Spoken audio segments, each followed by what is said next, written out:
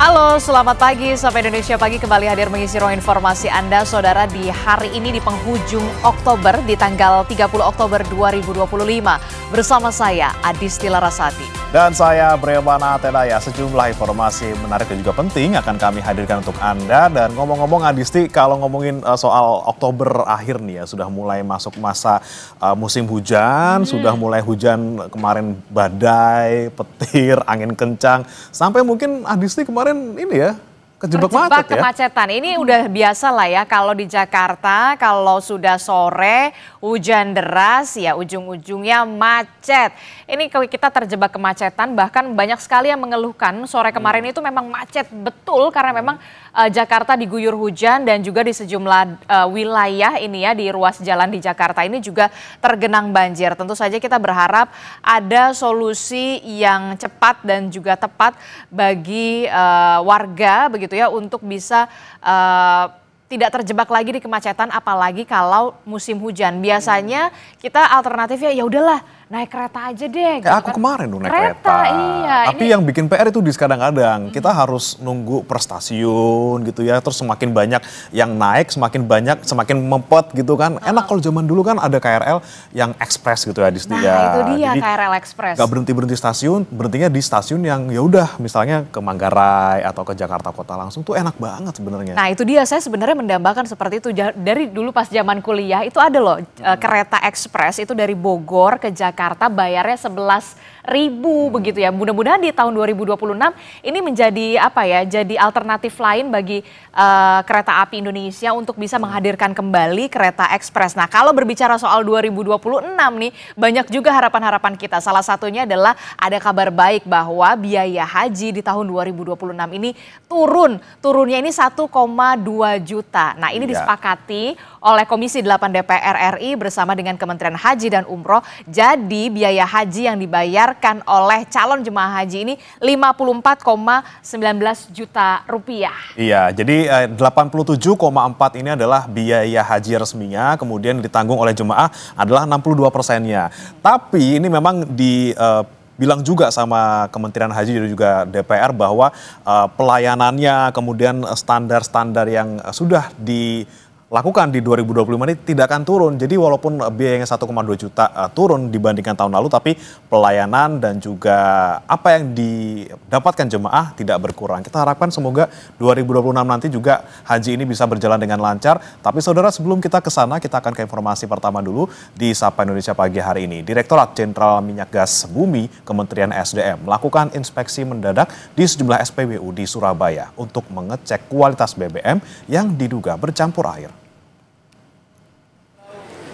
Dirjen Migas bersama Dirut Pertamina Patraniaga menguji kandungan BBM serta memeriksa kesiapan mitigasi risiko di 2 SPBU di Surabaya. Dari hasil sidak, Dirjen Migas bilang tidak menemukan campuran air dalam BBM.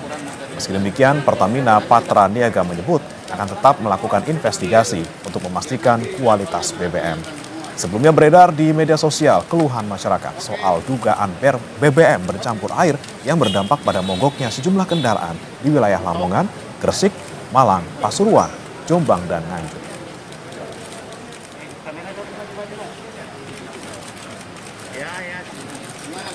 Yang pertama kita melakukan uji pasta air. Apa itu uji pasta air? Uji pasta air itu untuk mengetahui apakah di dalam BBM ini terdapat kandungan air.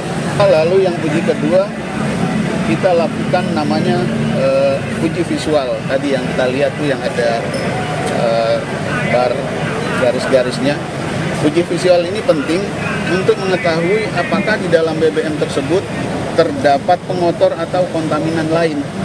Sebagai kesimpulan, dari 2 SPBU yang kita kunjungi hari ini itu tidak ditemukan adanya free water atau air yang tercampur di dalam BBM. Pertamina Patraniaga Jawa Timur, Bali, Nusa Tenggara menerima 162 pengaduan dari masyarakat yang mengeluhkan sepeda motor mereka bermasalah usai mengisi BBM jenis Pertalite di SPBU. Pertamina terus melakukan pendalaman terkait laporan masyarakat. Selain itu melakukan uji laboratorium BBM di SPBU, Pertamina juga melakukan pengujian pada BBM di kendaraan yang mengalami masalah.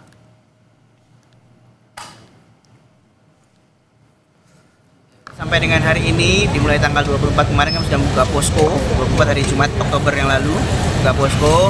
Sampai dengan hari ini laporan yang masuk lewat kanal resmi, pelaporan di posko maupun langsung menuju SPBU tempat pembelian terakhir sebanyak 162 laporan. Sementara untuk Malang Raya sendiri tercatat itu baru 4 laporan per hari ini. Jadi memang terus kami tunggu laporan dari masyarakat guna tadi. Sejumlah pengendara sepeda motor mengeluhkan motornya bermasalah bahkan mogok usai mengisi BBM jenis Pertalite. Tak hanya di bengkel biasa, di bengkel resmi pun banyak motor warga diperbaiki dengan keluhan serupa. Daerah Perian sebelumnya sih nggak masalah karena saya ngisinya di Bangkalan. Habis itu saya ngisi di daerah Perian itu kena ini ya. Nah awalnya saya nggak ngerti kenapa. Habis itu saya ngeliat dari berita-berita karena bahan bakar. Cuma saya bawa ke sini lagi ke daerah Bangkalan di bengkel sini juga sama. Akhirnya kenanya ke busi jatuhnya. Sementara di Kediri, Jawa Timur, polisi bersama Pertamina melakukan sidak di sejumlah SPBU. Hal ini dilakukan merespon laporan sejumlah pemilik sepeda motor yang mengalami kendala usai mengisi BBM jenis Pertalite. Tadi kita sudah melaksanakan, ada di 3 SPBU, kita melaksanakan uji kualitas, baik itu secara spesifikasi, standar dan mutu, apakah sudah sesuai, dan tadi rekan-rekan bersama-sama kita melihat bahwasannya BBM yang terdistribusi di wilayah Kota Kediri, khususnya di SPBU yang kita lakukan pengecekan, semuanya masih dalam batas normal. Di 3 SPBU yang kita sampling tidak ada kandungan airnya, juga kita tadi ada pengambilan sampel juga di produk Pertamax, Turbo, dan juga Biosolar, kita sounding juga alhamdulillah nggak ada kandungan airnya. Merespon dugaan adanya campuran air dalam BBM jenis Pertalite, Menteri SDM Bahlil Lahadalia memastikan memberi sanksi tegas kepada Pertamina Patraniaga jika ditemukan pelanggaran. Kita akan konsen untuk menjaga kualitas. Kita meminta kepada Pertamina jangan main-main, ya.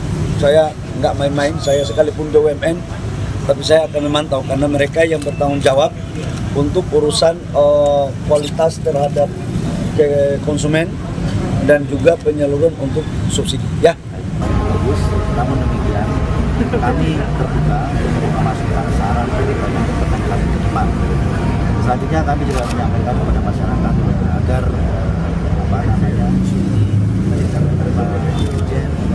kalau ada keluhan silakan langsung saja melaporkan agar tidak mendapat informasi dari sebenarnya. Pertamina menyediakan layanan pengaduan konsumen di setiap SPBU untuk menampung keluhan masyarakat yang mengalami kendala dalam pengisian BBM. Tim Liputan, Kompas TV. Kita beralih ke informasi lain, Saudara. Komisi 8 DPR RI bersama dengan Kementerian Haji dan Umroh resmi menyepakati biaya haji tahun 2026 sebesar 87,4 juta rupiah. Biaya ini turun 1,2 juta rupiah dibandingkan dengan biaya haji tahun lalu. Komisi 8 DPR RI dengan Kementerian Haji dan Umroh sepakat memotong biaya haji hingga 1,2 juta rupiah. Setelah dipotong subsidi, nantinya jemaah haji wajib membayar sisanya sebesar 54,1 juta rupiah.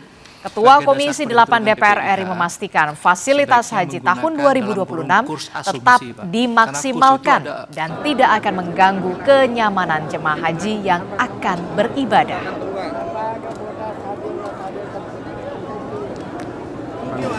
Kami bersepakat dan berkomitmen dengan pemerintah bahwa kita telah mengunci di awal pelayanan tetap terbaik bagi jemaah, baik pemondokan, baik konsumsi, transportasi, itu semua kita kunci dengan kualitas terbaik dengan spesifikasi yang sudah ditentukan. Kita meyakini bahwa itulah yang terbaik buat jemaah. Informasi lainnya, Saudara, Legiun Veteran Republik Indonesia atau LVRI mendukung penuh upaya pemberantasan korupsi, termasuk kasus yang tengah diusut Komisi Pemberantasan Korupsi, yakni dugaan korupsi kereta cepat WUSH. Ketua Umum DPP LVRI Jenderal TNI Purnawirawan Herman Bernhard Leopold Mantiri menegaskan tidak boleh ada seorang pun elit politik yang kebal hukum atau untouchable dalam proses penegakan hukum. LVRI mendukung penuh upaya pemberantasan korupsi, termasuk dugaan korupsi kereta cepat WUSH.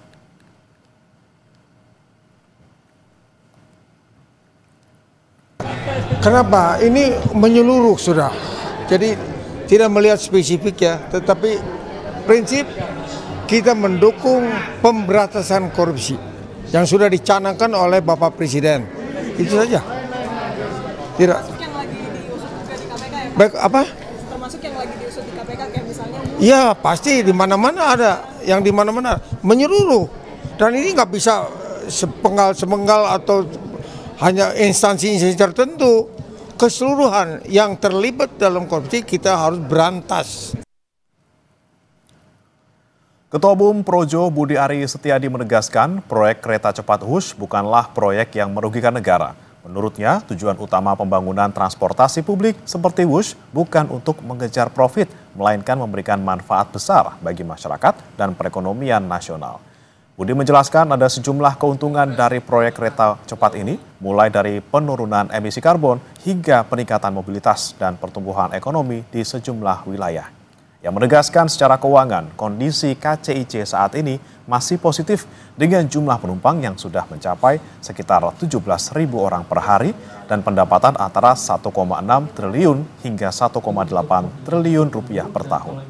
Apakah nanti Pak Budi Ari akan maju lagi atau menjadi dicari dari transportasi publik ini bukan profit, tetapi benefit. Apa keuntungannya bagi masyarakat, bagi negara, termasuk juga multiplier efek yang ditimbulkan. Misalnya gas emisi berkurang karena menggunakan listrik, iya kan? Terus sosial ekonomi diharapkan terjadi pertumbuhan ekonomi dan mobilitas lebih cepat. Sementara itu, Saudara, Presiden Prabowo Subianto akan menggelar rapat terbatas untuk membahas utang kereta cepat Indonesia-Cina atau WUSH yang tengah menjadi polemik. Hal ini dikonfirmasi Menteri Koordinator Bidang Perekonomian Erlangga Hartarto. Erlangga menyatakan persoalan utang WUSH akan dibahas khusus oleh Presiden Prabowo. Namun ia enggan menyampaikan kapan sebenarnya rapat terbatas akan diselenggarakan.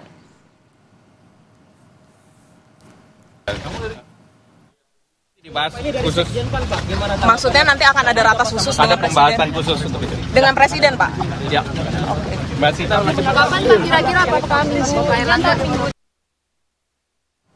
Banjir di Kaligawe, Semarang menyebabkan 16 perjalanan kereta yang melalui stasiun Tawang dibatalkan karena jalur kereta api tergerus, sementara 6 perjalanan kereta api dialihkan ke jalur selatan. Informasinya sesaat lagi.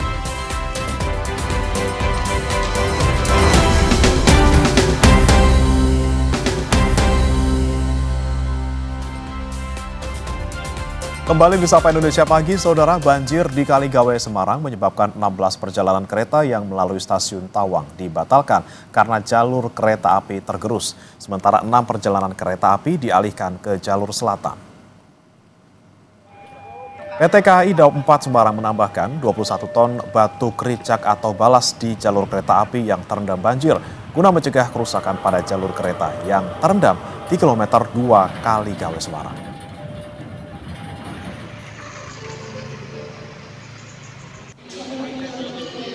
Perjalanan kereta api hari ini terjadi pembatalan 16 perjalanan kereta api dan ada 6 perjalanan kereta api yang memutar. Kami dari PT KAI Daob 4 Semarang mengucapkan permohonan maaf kepada para pelanggan yang terdampak dari genangan air. Gubernur Jawa Tengah Ahmad Lutfi mendesak pemerintah pusat mempercepat pengerukan kolam retensi Termoyo guna mencegah banjir di Semarang dan Demak. Lutfi juga meminta agar dilakukan normalisasi di sejumlah sungai di Kota Semarang sehingga mampu menampung debit air lebih banyak saat hujan dengan intensitas tinggi. Yang sebelah kirinya Semarang dan hadirin sekalian tidak mengenangi. Gimana caranya kolam resistensi Terboyo harus lebih dalam daripada asas penampungan karena memang kewajiban dari kementerian itu yang kita andalkan. Karena kalau itu tidak kita perdalam apalagi bisa menampung curah hujan untuk wilayah Kaligawe, ini nanti akan terulang dan terulang kembali. Banjir di Semarang turut berdampak pada perjalanan kereta api wilayah Daob 8 Surabaya. Hari Rabu terdapat 2 jadwal keberangkatan kereta dari Daob 8 Surabaya yang seharusnya melalui jalur utara dialihkan ke jalur selatan. Dampak pengalihan rute perjalanan, 476 penumpang membatalkan jadwal keberangkatannya. Manajer Humas PT KAI Daob 8 Surabaya, Lukman Arif menyebut, mulai Rabu malam tidak ada pengalihan perjalanan kereta karena jalur sudah bisa dilalui dengan bantuan lokomotif pengganti. Sore hingga malam ini seluruh kereta api jarak jauh keberangkatan Daob 8 Surabaya sudah bisa lewat jalur utara. Jadi tidak ada lagi pengalihan jalur kereta api jarak jauh imbas banjir di Daob 4 Semarang. Jalur yang mulai kemarin terendam banjir dan tidak bisa dilewati, sudah bisa dilewati dengan kecepatan terbatas dan menggunakan lokomotif pengganti di sana. Lalu bagaimana kondisi pagi hari ini pasca banjir Semarang yang berdampak pada perjalanan kereta api? Kita tanyakan kepada jurnalis Kompas TV, Febriana Mila, dan juru kamera Senot Puji. Selamat pagi Febriana, bagaimana untuk perjalanan kereta api pagi hari ini? Apakah masih terdampak banjir? Ya, hingga pagi ini untuk perjalanan kereta api sudah bisa normal kembali, tidak ada pembatalan maupun memutar rute perjalanan kereta api karena memang untuk jalur rel dari stasiun Semarang Tawang sampai dengan Alas Tua yang sebelumnya terendam banjir dan tidak bisa dilalui, ini sudah bisa dilalui dengan kecepatan terbatas.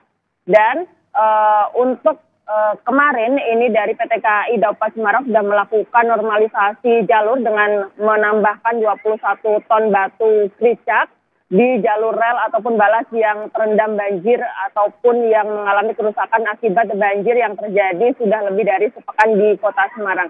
Selain itu juga dari PT KAI Daob 4 Semarang ini sebelumnya bagi pelanggan atau penumpang yang membatalkan kereta api ini akan mengganti sepenuhnya 100% tiket pembelian tiket yang telah dilakukan dan juga untuk penumpang yang melanjutkan perjalanan ini akan mendapatkan kompensasi seperti makanan ringan sampai dengan makanan berat. Dan dari informasi yang kami dapat pagi ini untuk perjalanan sudah kembali normal lagi sehingga aktivitas di stasiun bisa normal seperti itu. Oke, kembali normal walaupun dengan kecepatan yang terbatas. Tapi Febriana, kemarin kan sudah diadakan rapat bersama dengan Gubernur Jawa Tengah. Apa penanganan banjir lain mungkin selain tadi menambahkan batu di jalur yang terendam banjir? Ya, dari rapat koordinasi penanganan banjir yang dilakukan pada Rabu sore kemarin, ini pemerintah Provinsi Jawa Tengah hari ini mulai melakukan pengerukan retensi kolam retensi Terboyo. Dan juga kemudian akan melakukan normalisasi sungai-sungai di bawah Kementerian PUPR dan akan melakukan modifikasi cuaca seperti itu yang mana disampaikan Gubernur Jawa Tengah Ahmad Lutfi kemarin menyampaikan modifikasi cuaca ini nanti akan ditambah lagi titiknya tidak hanya di Kota Semarang namun juga akan menambah di Kota Solo karena mengingat untuk intensitas hujan di Kota Semarang saat ini masih tinggi seperti itu. Oke, baik, tadi ya normalisasi sungai, kemudian kolam retensi juga akan kemudian dibuat seperti itu. Terima kasih Febriana Mila dan juga juru kamera Senot Puji melaporkan langsung dari Semarang, Jawa Tengah. Selamat bertugas kembali.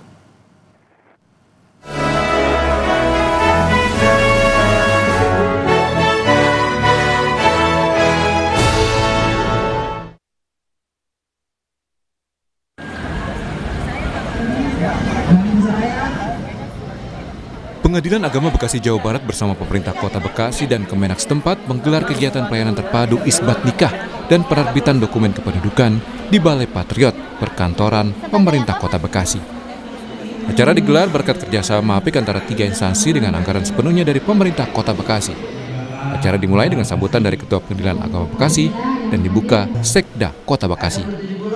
Pelayanan terpadu Isbat Nikah merupakan acara di satu tempat yang dilaksanakan 3 instansi, yaitu Pengadilan Agama Bekasi, KUA, dan Dinas Dukcapil Kota Bekasi. Pada hari dan tempat yang sama, masyarakat penerima layanan akan menerima dokumen hukum dan dokumen kependudukan yang dibutuhkan. Sekda Kota Bekasi yang hadir mewakili Wali Kota Bekasi mengapresiasi terselenggaranya pelayanan terpadu. Pemkot Bekasi memiliki komitmen tinggi terkait pelayanan publik dan pemenuhan dokumen hukum serta dokumen kependudukan bagi masyarakat Kota Bekasi, terutama yang tergolong kurang mampu. Suatu kerjasama antara Ketua Pengadilan Agama dengan pemerintah Bekasi untuk melayani warga masyarakat Bekasi mendapat buku nikah sah.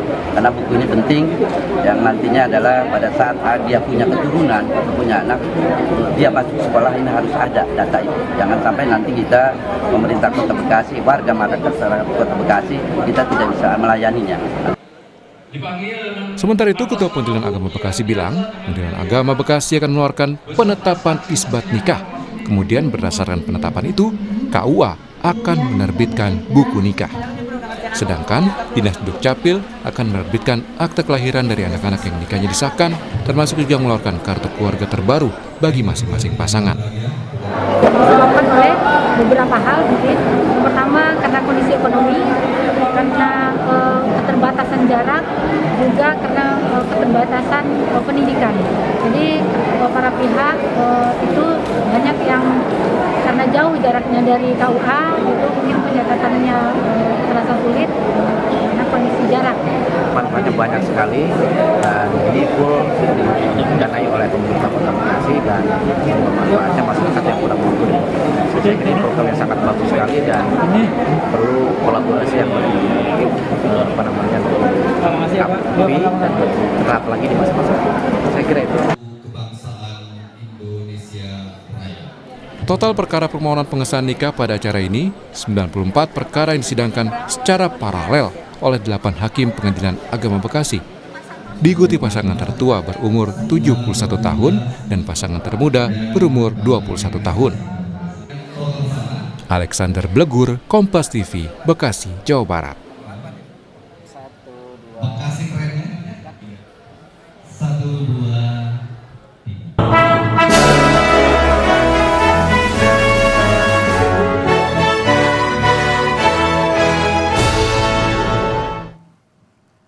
Pembebasan bersyarat mantan Ketua DPR RI Setia Novanto digugat. Penggugat menilai pembebasan bersyarat Setnov tidak memenuhi syarat dan harus dibatalkan karena masih tersangkut perkara tindak pidana pencucian uang perkara korupsi IKTP di Bareskrim Polri.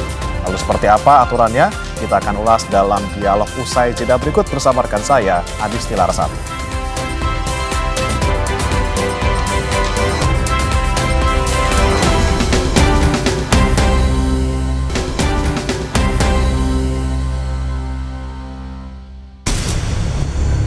Aliansi Rakyat untuk Keadilan dan Kesejahteraan Indonesia (ARUKI) dan Lembaga Pengawasan dan Pengawalan Penegakan Hukum Indonesia (LP3HI) menggugat pembebasan bersyarat mantan Ketua DPR RI Setia Novanto.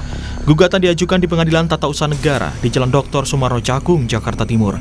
Ada 2 yang digugat, yakni Menteri Imigrasi dan Pemasyarakatan serta Direktur Jenderal Pemasyarakatan.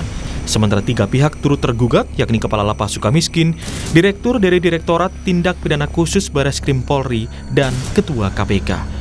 Kuasa hukum ARUKI Boyamin Saiman bilang pembebasan bersyarat Setnov tidak memenuhi syarat dan harus dibatalkan karena masih tersangkut perkara tindak pidana pencucian uang perkara korupsi EKTP di Bareskrim Polri. Bahwa orang diberikan ke pengurangan hukuman bentuknya remisi, bebas bersyarat atau grasi atau apapun begitu, itu harus bersih. Nah, tidak tersangkut perkara lain. Nah, kita ketahui bahwa Setia Novanto masih terkait dugaan TPPU perkara korupsi yang terkait EKTP di Tipideksus Bareskrim. Dan itu sudah kita gugat 2 kali. Bareskrim juga menjawab bahwa sedang menangani dan istilahnya masih berlangsung dan belum dihentikan. Artinya kan berarti tersangkut. Maka atas dasar itulah kita gugat untuk minta keputusan pemberian bebas bersyarat Setia Novanto itu dibatalkan oleh hakim. Sidang persiapan berlangsung selama 30 hari sebelum sidang gugatan digelar. Dalam sidang persiapan, hakim meminta pihak tergugat menunjukkan surat keputusan bebas bersyarat Setia Novanto. Sementara dari pihak penggugat diminta melengkapi surat kuasa dari Ketua LP3HI. Setia Novanto bebas bersyarat setelah mendapat potongan hukuman melalui peninjauan kembali atau PK. Sebelumnya, Setnov divonis 15 tahun penjara. Melalui PK hukumannya dikurangi menjadi 12 tahun 6 bulan. Setelah menjalani 2/3 masa hukuman, Setia Novanto secara resmi dinyatakan bebas bersyarat. Menteri Imigrasi dan Pemasyarakatan Agus Andrianto bilang pembebasan bersyarat Setia Novanto telah melalui asesmen. Karena sudah melalui proses asesmen dan yang bersangkutan berdasarkan hasil keputusan PK itu sudah melampaui waktunya. Harusnya tanggal 25 yang lalu. Oke. Masih ada ini nggak Pak? Apa tugas untuk melapor diri begitu Pak ke? Nggak ada, kalau sudah subsidiarnya sudah dibayar. Sudah dibayar begitu. Oke. Ini apa karena ada pengurangan hukuman atau memang Putusan PK kan kalau nggak salah, putusan peninjauan kembali kepada yang bersangkutan dikurangi masa hukumannya. Pada September 2021, Mahkamah Agung mengabulkan permohonan peninjauan kembali yang memotong hukumannya menjadi 12 tahun 6 bulan. Serangkaian remisi juga diterima Setia Novanto sejak tahun 2023. Pada Idul Fitri tahun 2023, Setia Novanto menerima pengurangan masa tahanan sebanyak 1 bulan. Lalu pada 17 Agustus 2023, ia kembali mendapat remisi sebanyak 3 bulan masa tahanan. Di Lebaran 2024, Setia Novanto juga mendapat 1 bulan remisi dan pada 17 Agustus di tahun yang sama diperkirakan menerima potongan hukuman antara 1 hingga 6 bulan. Begitu juga pada Lebaran 2025, potongan hukuman terhadap Setia Novanto berkisar 15 hari hingga 2 bulan. Kini sidang gugatan bebas bersyarat Setnov tengah bergulir. Akankah Hakim PT UN mengabulkan atau menolaknya? Stefanus Wanggi, Kompas TV, Jakarta.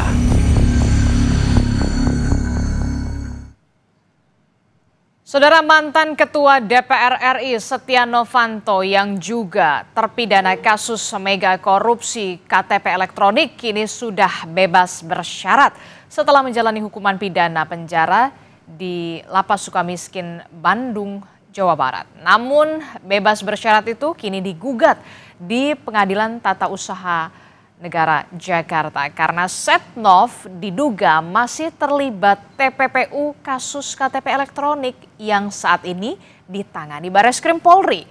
Mungkinkah gugatan ini dikabulkan atau ditolak? Dan apakah gugatan ini sudah tepat? Pagi ini kita akan bahas dengan sejumlah narasumber. Di antaranya sudah hadir melalui sambungan daring, sudah ada Wakil Ketua LP3HI, Bapak Kurniawan Adi selaku penggugat, kemudian ada kuasa hukum dari Setia Novanto, Pak Magdir Ismail, kemudian juga ada pakar hukum pidana Universitas Jenderal Sudirman, Prof. Hipnu Nugroho. Selamat pagi Bapak-Bapak, Assalamualaikum, apa kabar? Waalaikumsalam warahmatullahi wabarakatuh, selamat pagi Mbak Rizda. Iya, saya mau ke Pak Kurniawan dulu nih selaku penggugat nih. Kan kita sudah tahu kemarin mantan Ketua DPR RI Setia Novanto sudah menjalani 2/3 masa hukuman, kemudian juga sudah bebas bersyarat juga. Nah, kemudian apa dasar gugatan yang diajukan LP3HI terhadap keputusan dari bebas bersyarat Setia Novanto sebenarnya, Pak Kurniawan? Ya, terima kasih. Sebenarnya persoalannya itu ada dua. Pertama, itu soal syarat berkelakuan baik. Bahasanya selama pemidanaan. Nah, dari data yang ada, sudah beberapa kali Pak Setia Novanto itu melakukan pelanggaran yang kalau dalam peraturan itu termasuk dalam kategori pelanggaran berat, misalnya jalan-jalan untuk ke toko bangunan segala macam itu, kemudian di selnya juga tergolong mewah. Nah, itu yang menurut kami kemudian bahkan ada yang menimbulkan sanksi bagi pegawai kalapas, pegawai lapas misalnya, ada 2 orang yang dikenai sanksi kan, disiplin waktu itu. Kemudian yang paling utama itu adalah kasus TPPU, di mana saat ini dilakukan penyidikan oleh Bareskrim dan Saya koreksi yang statement Boyamin tadi itu dikatakan ada 2 kali mengajukan gugatan ke PN Jakarta Selatan. Yang benar adalah 4 kali. Kami sudah mengajukan itu. Dan pihak Bareskrim dari pertama sampai terakhir itu menyatakan bahwa penyidikan atas tindak pidana pencucian korupsi KTP itu sampai sekarang belum dihentikan. Terakhir kami mengajukan gugatan itu bulan Juli. Bulan Juli 2025 itu kita sudah mengajukan yang keempat kalinya, dan Bareskrim itu menyatakan secara tegas bahwa belum pernah menghentikan atau tidak menghentikan dari penyidikan tindak pidana pencucian uang. Statusnya bukan lagi penyelidikan, tapi penyidikan. Sudah masuknya naik ke penyidikan? Masuk ke penyidikan. Per tanggal berapa, Pak Kurniawan? Saya lupa, ternyata putusannya saya tidak ada di dokumen saya. Jadi itu sudah dilakukan penyidikan, sprindik sudah diterbitkan 2 kali malah. Dulu sempat diterbitkan itu sekitar tahun 2024, kemudian awal 2025 itu diterbitkan kembali sprindik untuk tindak pidana pencucian uang. Itu yang utama, itu 2 hal itu. Dan kami sudah mengajukan keberatan atas terbitnya pemberian PB, pembebasan bersyarat. Itu kan suratnya tanggal 15 Agustus. Nah, kami tanggal 19 Agustus mengajukan keberatan. Sampai keberatan diajukan itu dari pihak Menteri Imigrasi dan Pemasarakatan tidak menjawab dan juga tidak menyatakan menolak dari surat tersebut. Nah, sehingga kami anggap bahwa itu adalah bentuk penolakan. Ketika tidak menjawab, maka kemudian kami ajukan gugatan ke PT UN. Oke, jadi ada 2 poin sebenarnya yang tadi saya tangkap dasar dari gugatan Anda sebagai penggugat terkait dengan bebas bersyarat dari Setia Novanto. Yang pertama adalah syarat kelakuan baik selama menjalani masa hukuman, begitu ya. Kemudian juga yang kedua adalah soal bagaimana kasus terkait dengan TPPU dari Setia Novanto ini dalam kasus KTP elektronik ini masih tersangkut, begitu ya, masih disidik. Bahkan tadi Anda menyebutkan sudah masuk ke tahap penyidikan ya di Bareskrim Polri ya, Pak Kurniawan. Nah, saya ingin ke Pak Magdir. Pak Magdir, Anda selaku kuasa hukum dari Setia Novanto, mantan Ketua DPR RI, dari sisi hukum, bagaimana Anda merespon dasar gugatan dari LP3HI ini terhadap klien Anda? Iya, terima kasih. Yang pertama kita harus lihat bahwa bebas bersyarat ini kan adalah bagian dari sistem hukum pidana kita yang memang ada aturannya tersendiri. Ya, diatur oleh Undang-Undang Nomor 22 Tahun 2022. Nah, syarat-syarat yang ditentukan oleh undang-undang ini sudah terpenuhi. Ya, pertama bahwa Pak Novanto itu sudah menjalani 2/3 dari masa hukuman. Kemudian yang kedua, beliau dinyatakan di dalam bebas bersyaratnya itu bahwa beliau berkelakuan baik. Artinya sesuai dengan ketentuan pasal 10 dari undang-undang ini tadi. Yang penting lagi adalah bahwa Pak Setia Novanto sudah selain menjalani hukuman 2/3, dia juga sudah melakukan seluruh kewajiban, ya, seperti membayar denda dan begitu juga uang pengganti. Bahkan pada Agustus 2000 sebelum dia dinyatakan bebas bersyarat itu, Pak Novanto itu sudah membayar hampir, kalau saya tidak keliru, sekitar 44 miliaran. Artinya kalau kita mau bicara dari sisi hukum, ya, dari ketentuan-ketentuan yang diatur oleh hukum pidana, tidak ada satu alasan apapun untuk mengatakan bahwa bebas bersyarat ini tidak sah atau tidak menurut hukum. Yang justru saya khawatir adalah bahwa penggunaan gugatan ini, ya, kalau kita coba lihat secara baik, kita kembali kepada undang-undang tentang PT UN, ya, yang menjadi persoalan pokok kita adalah apa sih kepentingan konkret, ya, dari pihak penggugat. Kalau mereka mengatakan diri sebagai kelompok perwakilan, Mewakili siapa? Apa persamaan kepentingan orang-orang pihak-pihak yang diwakili? Itu nggak ada. Jadi ini berbeda kalau kita bicara tentang class action. Ini nggak bisa mau disebut class action yang dilakukan oleh teman-teman ini di PT UN. Ada aturan bagaimana class action itu dilakukan, misalnya seperti disebut dalam peraturan Mahkamah Agung tahun nomor 1 tahun 2022. Kalau kita lihat aturan itu tidak terpenuhi. Ya, itu yang pertama yang saya ingin sampaikan. Kemudian yang kedua, dari sisi apa yang dikatakan oleh Pak Kurniawan tadi berkenaan dengan TPPU. Ya. Yang menjadi persoalan pokok dari awal di persidangan di IKTP itu tidak pernah jelas uang itu diterima oleh Pak Novanto. Sehingga uang yang dianggap diterima oleh orang lain, ya, karena menurut keterangan saksi dari pihak lain bahwa ada orang yang menerima atas nama Pak Novanto, tetapi tidak pernah ada konkret uang itu diterima oleh Pak Novanto. Ya, itu satu. Kemudian yang kedua, ada juga terkait dengan kalau saya tidak keliru 2 atau sekian juta dolar, itu adalah transaksi antara Anang dengan salah seorang juga menjadi terdakwa, kalau saya tidak keliru adalah saya lupa namanya. Oke. Ya. Nah kalau begitu, ini di dalam perkara pokoknya saja tidak pernah jelas mana uang yang dicuci oleh Pak Novanto, ya, yang merupakan hasil kejahatan. Bagaimana mau dikatakan bahwa ini masih ada tersangkut perkara pencucian uang? Tapi kemudian menurut Pak Kurniawan saat ini kasusnya ini sudah menaik ke tahap penyidikan. Ya, makanya justru karena itu yang mesti kita lihat, ya. Uang yang karena begini kan, aturan khusus tentang pencucian uang ini itu kan ada aturannya.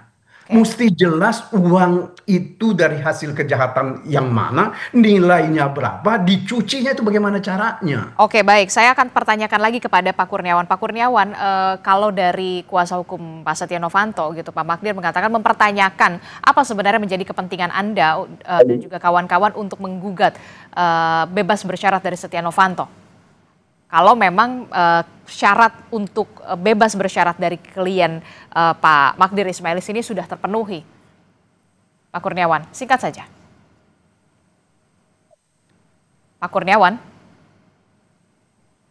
Oke, baik. Sepertinya tidak mendengar suara audio dari kita. Saya bergeser ke Prof. Ibnu. Prof. Ibnu, dari kacamata Anda begitu ya sebagai akademisi, terkait dengan gugatan ini ada satu pihak yang menggugat bebas bersyarat dari Setia Novanto, kemudian atas dasar tidak berkelakuan baik selama masa pemidanaan, kemudian juga masih tersangkut kasus TPPU yang saat ini sudah naik tahap penyidikan di Barreskrim Polri. Kemudian kalau dari sisi kuasa hukum Setia Novanto, ini semuanya sudah sesuai dengan persyaratan dari gugatan atau dari bebas bersyarat kliennya, yakni Setia Novanto. Anda sebenarnya melihatnya ini seperti apa? Apakah memang bisa nggak sih bebas bersyarat ini digugat atau seperti apa?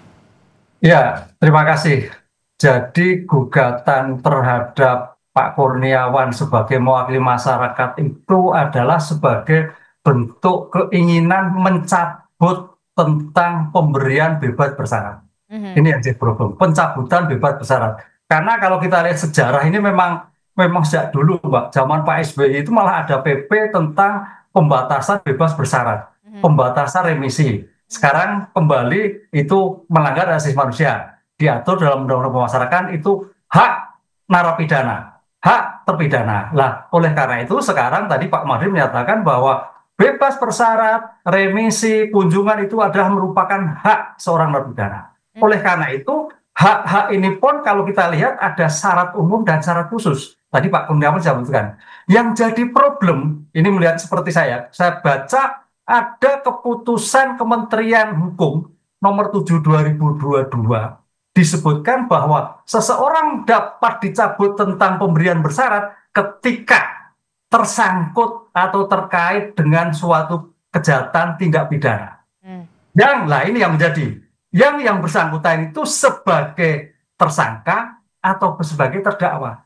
Pertanyaannya, dalam hal ini Pak SN itu di Bareskrim itu 2018. Ini saya kira sebagai kritik juga ini. Masa 2018 sampai sekarang tidak ada penyelesaian. Kan perkara gantung ini. Tadi Pak Kurniawan kalau nggak salah sudah 4 kali menggugat. Nah, dalam hal Sprindik 2018 itu statusnya Pak Setia Novanto nggak jelas. Apakah sebagai saksi, yang saya baca loh, maaf nanti kalau keliru, yang sebagai saksi, apakah sebagai terdakwa, ataukah sebagai tersangka. Kalau kita kembali dalam keputusan kementerian, itu statusnya adalah sebagai tersangka. Nah, inilah yang saya kira sebagai bentuk kegamangan Kementerian Impas akan memberikan suatu bebas bersyarat atau tidak. Karena syaratnya jelas di situ. Dengan demikian, dalam seperti ini tampaknya Kementerian Impas mengambil sikap ya, oh ini yang perkara yang sudah inkrah. Sedangkan yang perkara lain kan belum. Statusnya belum ada. Itu Mbak yang saya kira ada titik cut off-nya yang menjadi Impas itu agak suatu gamang atau gimana menurut saya. Antara diberikan atau tidak. Gitu. Oke, jadi memang kita harus perjelas dulu status Setia Novanto di Bareskrim Polri ini kalau memang sudah naik ke tahap penyidikan, apakah statusnya ini sudah menjadi tersangka atau seperti apa? Karena ini kan kita masih belum jelas. Nah, jika memang sesuai dengan aturan yang tadi Anda sebutkan, bisa dikabulkan terkait dengan gugatan bebas bersyarat itu yang digugat dan Setia Novanto bisa kembali ditahan. Itu artinya seperti itu atau bagaimana pemahaman? Ya. Kalau kita kembali pada lex stricte dalam keputusan Kementerian Hukum dan HAM tahun 2022, syarat umum yang ditetapkan adalah bahwa seseorang narapidana tidak tersangkut perkara lain dengan status sebagai tersangka, sebagai terdakwa. Lah, ini Mbak, oleh karena itu kayaknya agak sulit juga nanti ya untuk dipertimbangkan. Tapi paling tidak, kalau saya sebagai orang hukum, Menteri Impas ini agak suatu gamangan. Jadi ada suatu kebimbangan apabila ada dua aturan akan membebaskan atau mencabut, diambil yang meringankan. Apa itu membebaskan bersyarat tadi? Karena syarat sebagai di KPK maupun di Bareskrim belum jelas. Memang masuk sidik, tapi statusnya apa? Kita merujuk pada keputusan Menteri Hukum dan HAM terkait bahwa statusnya harus sebagai tersangka. Ya, dampaknya kalau kita melihat seperti itu agak sulit untuk dipertimbangkan nanti kalau Hakim PT1 melihat status bahwa Pak Setio itu statusnya seperti apa di Bareskrim dan KPK. Begitu, Pak. Oke, bagaimana respon Anda, Pak Magdir, melihat penjelasan tadi dari Prof. Ibnu? Saya kira benar ya, karena sampai sekarang, sepanjang yang saya tahu, perkara terkait dengan perkara TPPU ini belum ada tersangkanya. Meskipun itu sudah sampai pada tahap penyidikan. Nah, kalau seandainya ini dikaitkan dengan, sekali lagi ya, dikaitkan dengan proses hukum yang ada di KPK, yang sudah diputus dan sudah mempunyai kekuatan hukum tetap, persoalan pokoknya adalah uang yang dilakukan dicuci itu yang mana? Ya, karena bagaimanapun juga, salah satu di antaranya, argumen kami ketika melakukan PK, ada satu transaksi antara Anang dan Oka, ya, yang nilainya itu saya lupa apakah 2, sekian jutaan, itu adalah transaksi normal. Ada bukti penerimaan dari masing-masing pihak melalui bank. Ya. Oke, jadi, tapi kemudian Anda sudah mengetahui belum informasi soal klien Anda, kasus klien Anda ini di TPPU yang saat ini berjalan ini sudah naik ke tahap penyidikan, ini statusnya sudah tersangka atau belum? Anda sudah sepanjang mengetahui? Yang saya tahu belum ada penetapan tersangka dalam kasus ini. Saya tahu bahwa dulu memang tahun 2018 itu ada proses penyelidikan yang dilakukan oleh pihak Mabes Polri mengenai TPPU ini. Tetapi sekali lagi, kalau kita lihat posisi sekarang, ya, TPPU itu mau ditarik ke uang yang mana? Karena mesti jelas kan kalau TPPU itu ada uangnya hasil kejahatan dicuci, ya, kemudian dia dijadikan kembali uang dan uang itu sah. Yang mana? Itu kan yang nggak pernah jelas gitu loh. Saya kira menurut hemat saya seharusnya pihak kepolisian menghentikan penyidikan perkara ini gitu loh, ya. Menghentikan perkara ini di Baris Krim Menghentikan Polri? penyidikannya, karena bagaimanapun juga ini akan jadi satu perkara sia-sia ya, yang membuang waktu penyidik untuk melakukan penyidikan terhadap TPPU. Sementara dari perkara pokoknya itu semua sudah selesai dan juga tidak pernah jelas uang yang dicuci itu yang mana. Oke. Kan ini hal yang berbeda. Oke. Ya. Oke, saya mau ke Pak Kurniawan. Pak Kurniawan, bagaimana respon Anda mendengar apa yang dikatakan oleh Pak Magdir? Ya, pertama soal ini wakil siapa. Kalau kita bicara soal korupsi, korbannya kan masyarakat. Kita tidak bisa menyamakan antara perwakilan dalam konteks pidana dengan perdata, Pak Magdir. Saya yakin Pak Magdir sebagai senior saya lebih paham lah soal seperti ini.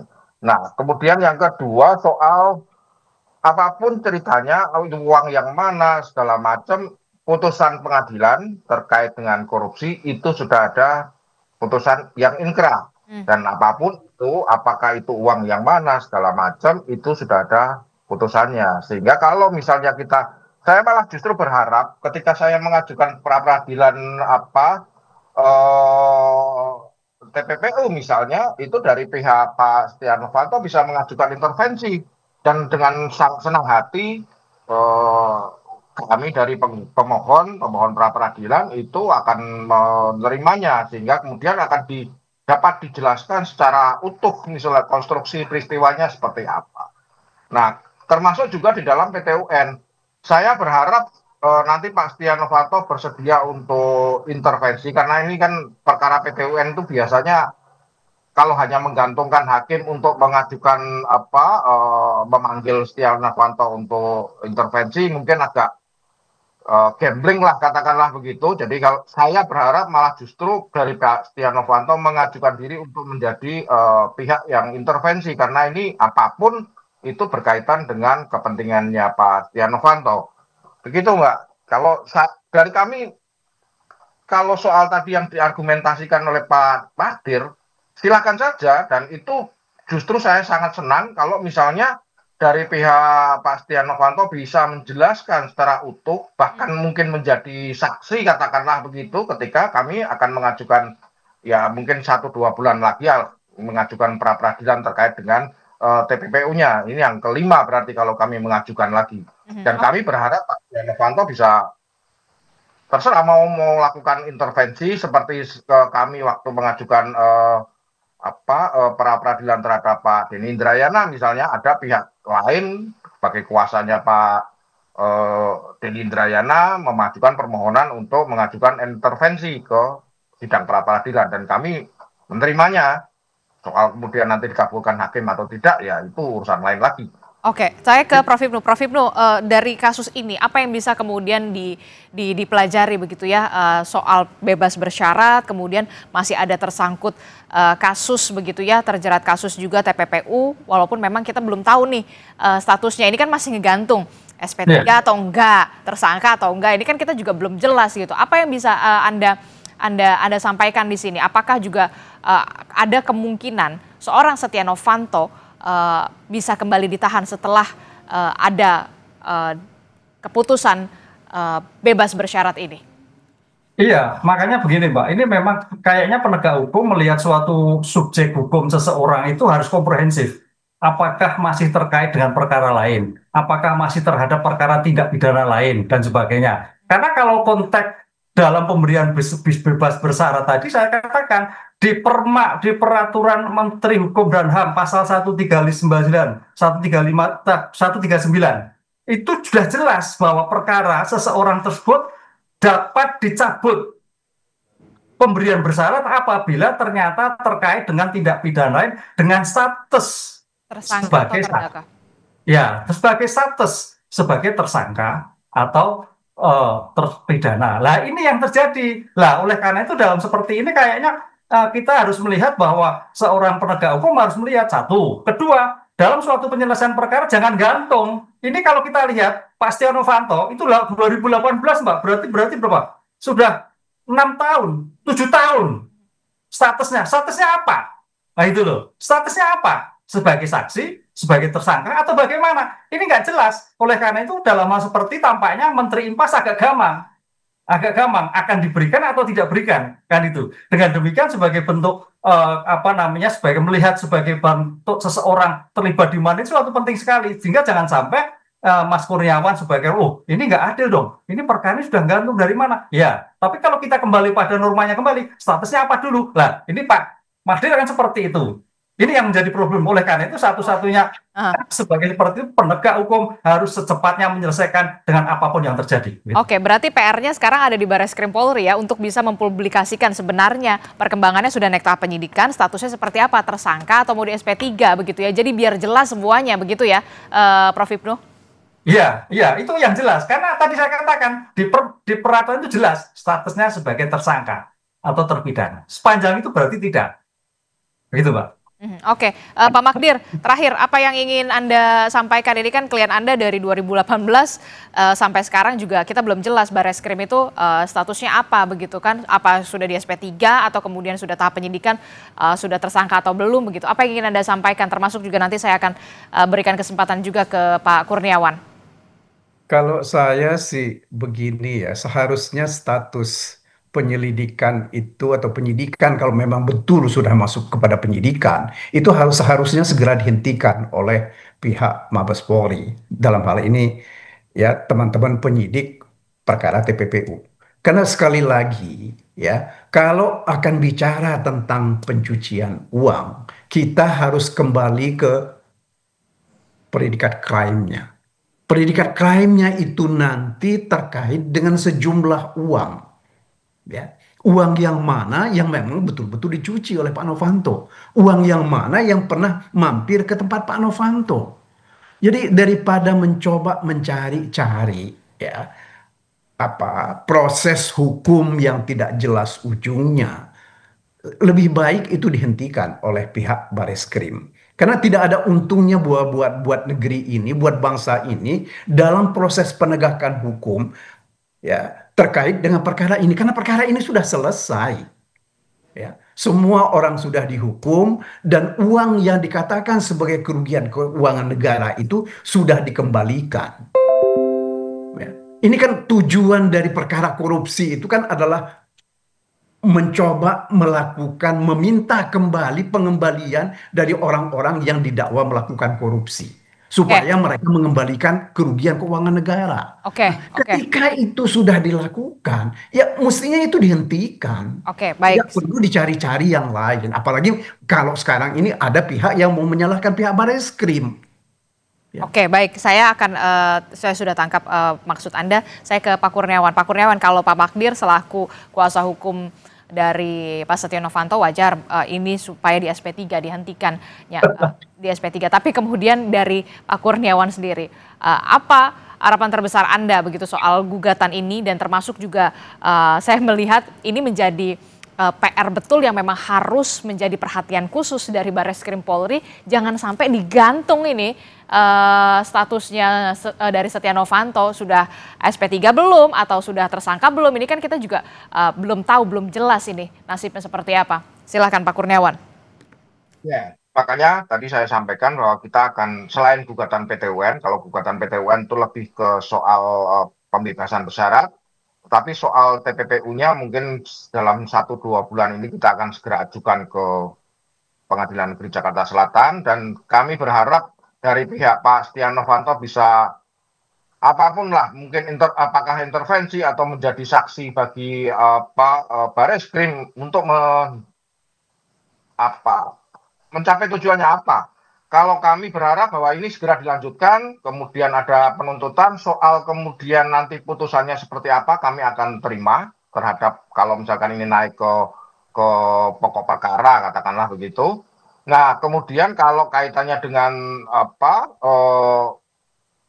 PT UN, nah kami juga berharap selain nanti Barreskrim, karena Barreskrim kami tarik sebagai pihak turut tergugat satu, maka dia bisa menjelaskan, Barreskrim bisa menjelaskan posisi kasusnya seperti apa, sudah sampai tahap apa, sudah terbit sprindik, tapi kemudian tidak jelas perkaranya arahnya mau kemana. Nah, dan saya juga berharap nanti pihak Pak Setia Novanto bisa mengajukan intervensi sebagai pihak yang berkaitan langsung dengan objek sengketa, begitu Mbak. Oke, terakhir Prof. Hipnu, apa yang ingin Anda sampaikan dari kasus ini, terutama untuk Barreskrim Polri kalau saya melihatnya begitu ya, untuk bisa menjadi kunci ya di kasus ini. Iya, Mbak. Jadi ini sebagai bentuk pembelajaran bahwa penyelesaian sebagai bentuk asas cepat biaya ringan itu harus jelas-jelas perlu untuk diimplementasikan.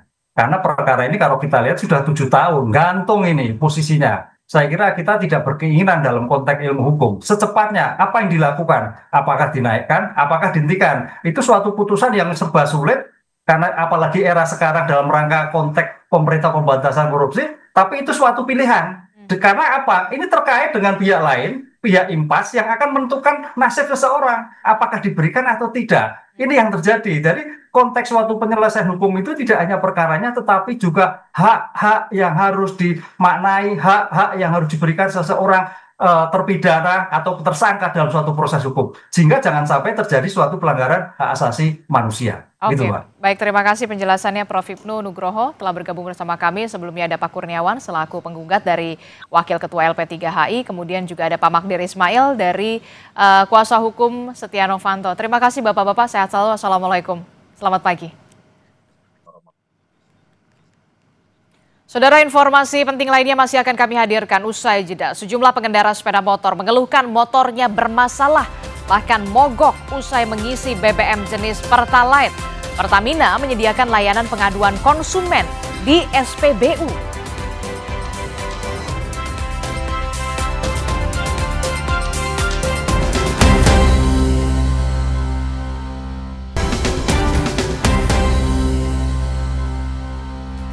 Terima kasih Anda masih bersama kami dalam Sapa Indonesia Pagi. Saudara, Pertamina Patra Niaga Jawa Timur, Bali, Nusa Tenggara menerima 162 pengaduan dari masyarakat yang mengeluhkan sepeda motor mereka bermasalah usai mengisi BBM jenis Pertalite di SPBU. Pertamina terus melakukan pendalaman terkait dengan laporan masyarakat. Selain melakukan uji laboratorium BBM di SPBU, Pertamina juga melakukan pengujian pada BBM di kendaraan yang mengalami masalah. Sampai dengan hari ini, dimulai tanggal 24 kemarin kami sudah membuka posko, 24 hari Jumat Oktober yang lalu, buka posko. Sampai dengan hari ini laporan yang masuk lewat kanal resmi, pelaporan di posko maupun langsung menuju SPBU tempat pembelian terakhir sebanyak 162 laporan.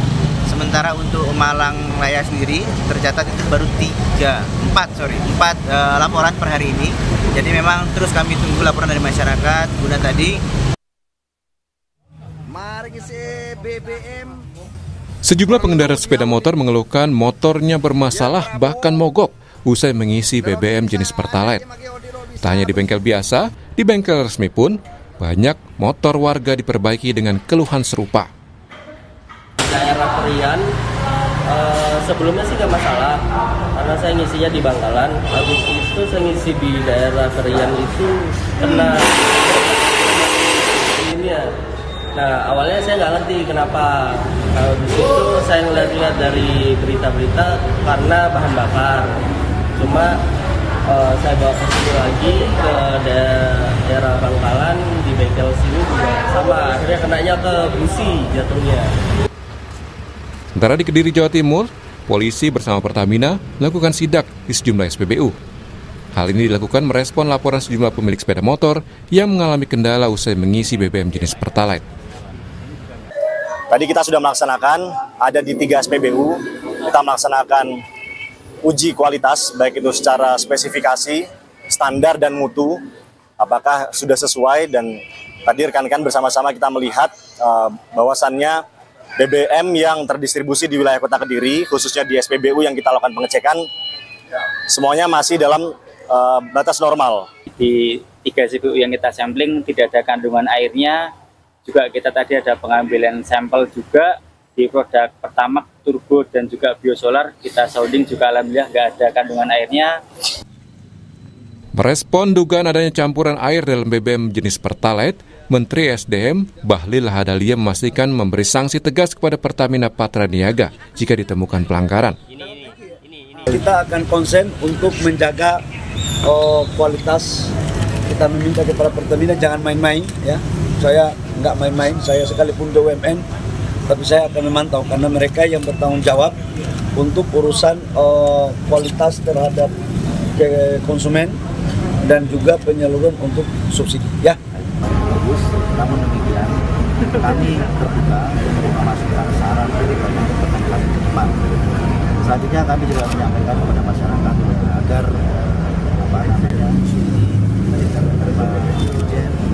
kalau ada keluhan silakan langsung saja agar tidak mendapat informasi dari sebenarnya. Pertamina menyediakan layanan pengaduan konsumen di setiap SPBU untuk menampung keluhan masyarakat yang mengalami kendala dalam pengisian BBM. Tim Liputan, Kompas TV. Lalu bagaimana soal pengaduan BBM bermasalah? Kita akan tanyakan kepada jurnalis Kompas TV Alfian Rahman dan juga juru kamera Cilmi Ardianto Fani dari Surabaya, Jawa Timur. Selamat pagi Alfian. Alfian, ini kan kita tahu Pertamina buka posko pengaduan. Nah, dari pantauan Anda, apa saja yang diadukan para pengendara selain mengalami mogok atau mati mesin bagi kendaraan mereka begitu? Apa saja dan jumlahnya sudah berapa yang mengadu? Juga saudara, benar saja memang Pertamina Patraniaga telah membuka posko layanan aduan konsumen begitu. Kalau kami bisa mendata lebih jauh ada sekitar 17 posko aduan yang dibuka di seluruh Jawa Timur, jadi termasuk di tempat saya melaporkan saat ini yaitu di SPBU di Jalan Kayun, Surabaya.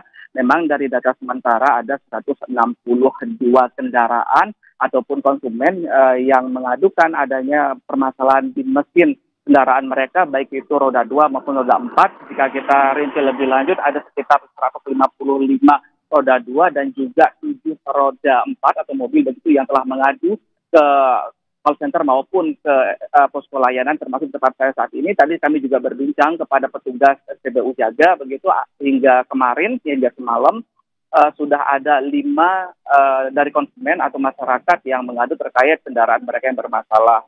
Namun pantauan kami dari pagi tadi hingga saat ini, saat saya melaporkan saat ini, memang di tempat SPBU Kayun Surabaya sendiri belum ada lagi masyarakat yang melapor terkait kendala mesin atau kendaraan mereka setelah mengisi bahan bakar di SPBU. Rata-rata ini ID kita juga saudara, kendaraan atau motor maupun mobil dari masyarakat sendiri mengalami tersendat atau kalau bahasa dari masyarakat sendiri mengalami berbek saat dikendarai begitu setelah melakukan pengisian bahan bakar di SPBU.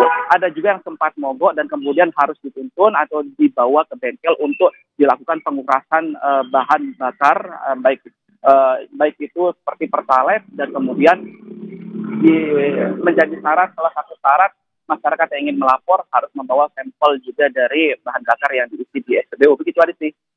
Oke, ini kan kita sudah lihat ya, langkah Pertamina ini dilakukan ada membuka posko pengaduan. Tapi kemudian pertanyaan saya selanjutnya adalah begini, bagi pengendara yang kendaraannya berbet lah ibaratnya ya begitu, tidak lancar mesinnya begitu, dan harus dibawa ke bengkel, apakah Pertamina menanggung biayanya atau tidak?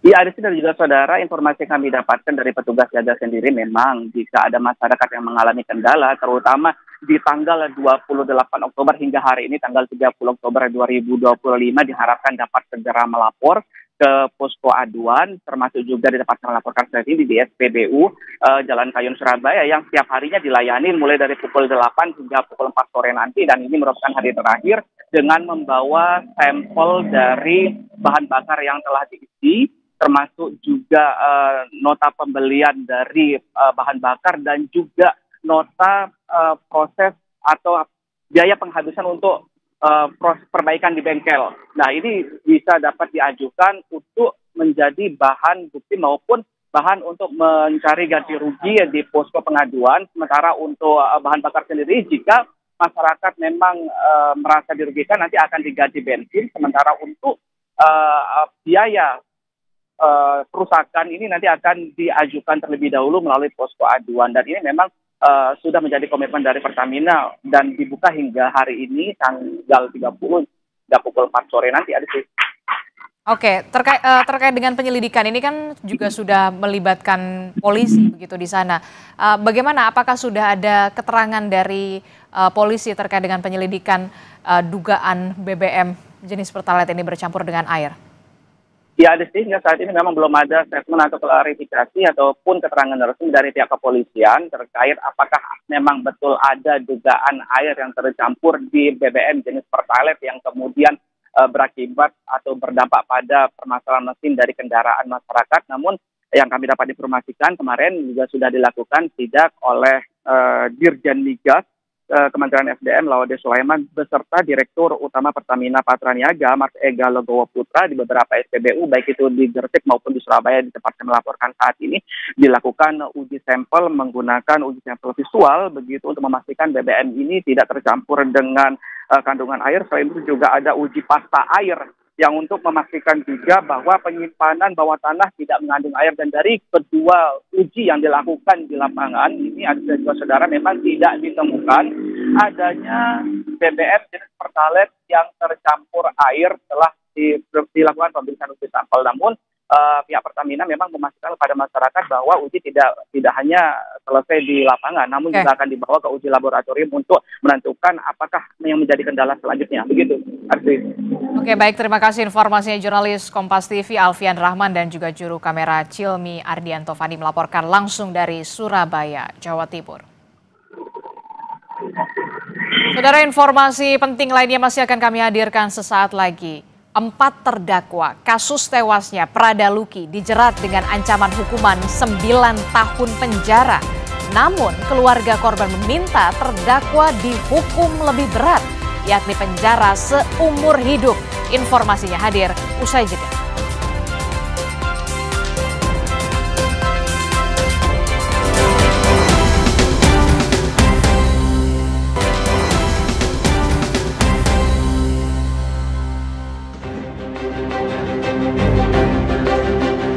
Pengadilan Militer Kupang, Nusa Tenggara Timur kembali menggelar sidang kasus penganiayaan menewaskan Prada Luki Cepril Saputra Namo.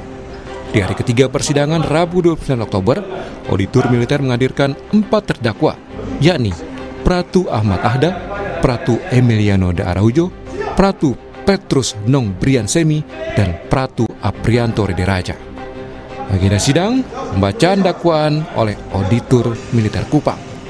Dalam dakwaan, 4 terdakwa dijerat dengan ancaman hukuman 9 tahun penjara. Keempatnya didakwa melakukan tindak pidana kekerasan yang mengakibatkan korban meninggal. Bahwa perbuatan para terdakwa tersebut telah memenuhi unsur-unsur tindak pidana sebagaimana diatur dan diancam dengan pidana sesuai. Primer, pasal 131 ayat 1 junto ayat 3 KUHP junto pasal 55 ke 1 KUHP. Menuntut agar para terdakwa tersebut dalam surat dakwaan ini diperiksa dan diadili di persidangan Pengadilan Militer 315 Kupang dengan permohonan A. Para terdakwa tetap ditahan, B. Dipanggil dan dihadapkan ke persidangan sebagai saksi dalam perkara ini. Di hadapan hakim, Sepriana Paulina Mirpei, ibu Prada Luki, menuntut terdakwa dipenjara seumur hidup dan dipecat dari dinas militer.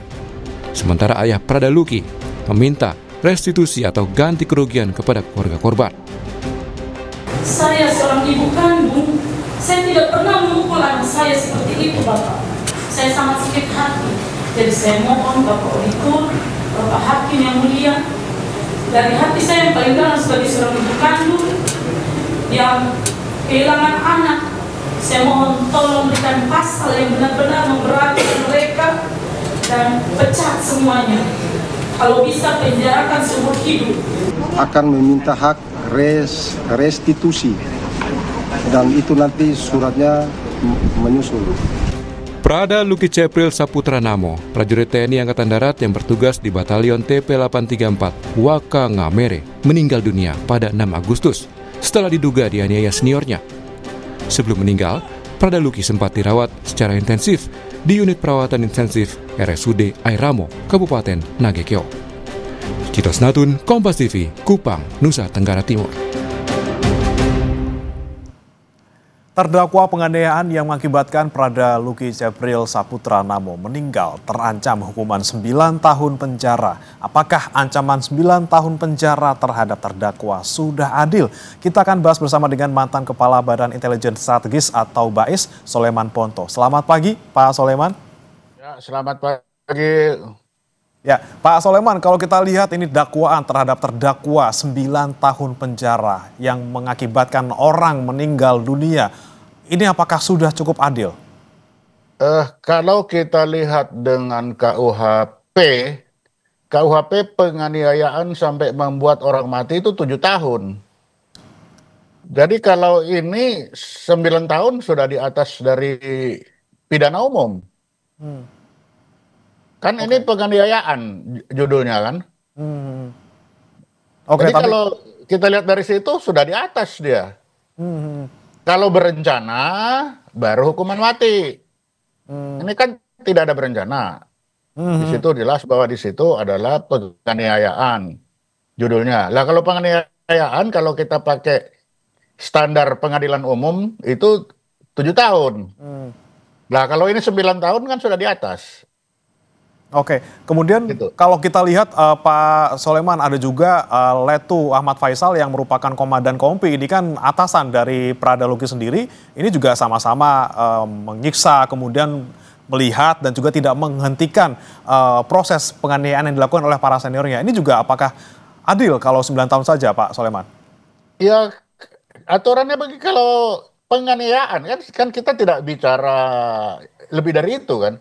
Karena KUHP, kita lihat KUHP aja, pidana umum ya. Pidana umum penganiayaan yang mengakibatkan orang mati pasal 351 itu hukumannya 7 tahun.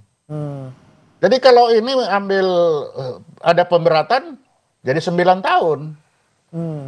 Oke, kemudian Pak Soleman, ini kan kemudian rasa keadilan dari pihak keluarga ini merasakan kurang gitu ya, kurang adil karena mereka menuntut untuk bisa seumur hidup, kemudian dipecat juga dan ada menuntut ganti rugi. Apakah permintaan keluarga ini sudah tetap tepat dan juga masuk akal, Pak? Nah, kalau kita melihat lagi tadi seumur hidup kan sudah ada lagi aturannya. Kalau itu berencana. Kalau berencana bisa, tapi ini kan tidak ada berencana. Kita tidak terpenuhi. Ya kita tidak bisa maunya saya begini kan tidak bisa. Tapi kan sudah ada aturannya. Kalau ada pidana seperti ini, kalau dia berencana bisa seumur hidup, bisa hukuman mati. Tapi kalau dia penganiayaan mengakibatkan orang mati, pidana umum saja 7 tahun. Jadi kalau ini 9 tahun sudah di atas. Oke, itu kan untuk hukuman pidananya seperti itu. Tapi kalau untuk pemecatan untuk para terdakwa, khususnya semuanya nih 22 terdakwa, apakah sudah pasti akan dipecat juga, Pak Soleman? Nah, nanti itu kebijakan dari para pemimpinnya, komandannya, itu hukuman tambahan. Apakah ada hukuman tambahan dipecat dari dinas militer? Biasanya dalam pidana itu sudah ada, tapi ini kalau belum ada, ya kita tunggu dari komandan. Apakah akibat dia ditahan 9 tahun, maka dia tidak ikut berdinas 9 tahun, maka dia diberhentikan, tidak dengan hormat. Begitu. Oke, tapi kalau dari pengalaman sebelumnya, Pak Soleman, ketika ada anggota TNI yang terlibat kasus serupa misalnya, biasanya dipecat, Pak Soleman? Itu dipecat, biasanya dipecat kalau mengakibatkan orang mati ya, itu dipecat. Nah, kita lihat aja nanti setelah ini apakah ada diikuti dengan itu, dengan pemecatan itu. Oke. Karena yang ada kan baru pidananya, hukuman tambahan belum diputuskan, itu belum ada. Ya. Oke, Pak Soleman, kalau kita melihat tadi kan kata Pak Soleman kalau pidana umum 7 tahun gitu ya, dan kemudian didakwa di pengadilan militer ini 9 tahun. Tapi ketika nanti proses sidang berjalan sampai akhirnya vonis, kemungkinan yang akan terjadi di depannya apakah mungkin bisa berkurang menjadi pidana umum 7 tahun atau bisa 9 tahun atau mungkin bisa lebih kalau menurut Anda, Pak? Kalau lebih tidak mungkin, 9 iya. Oke. Kan dihitung mulai dari ditahan.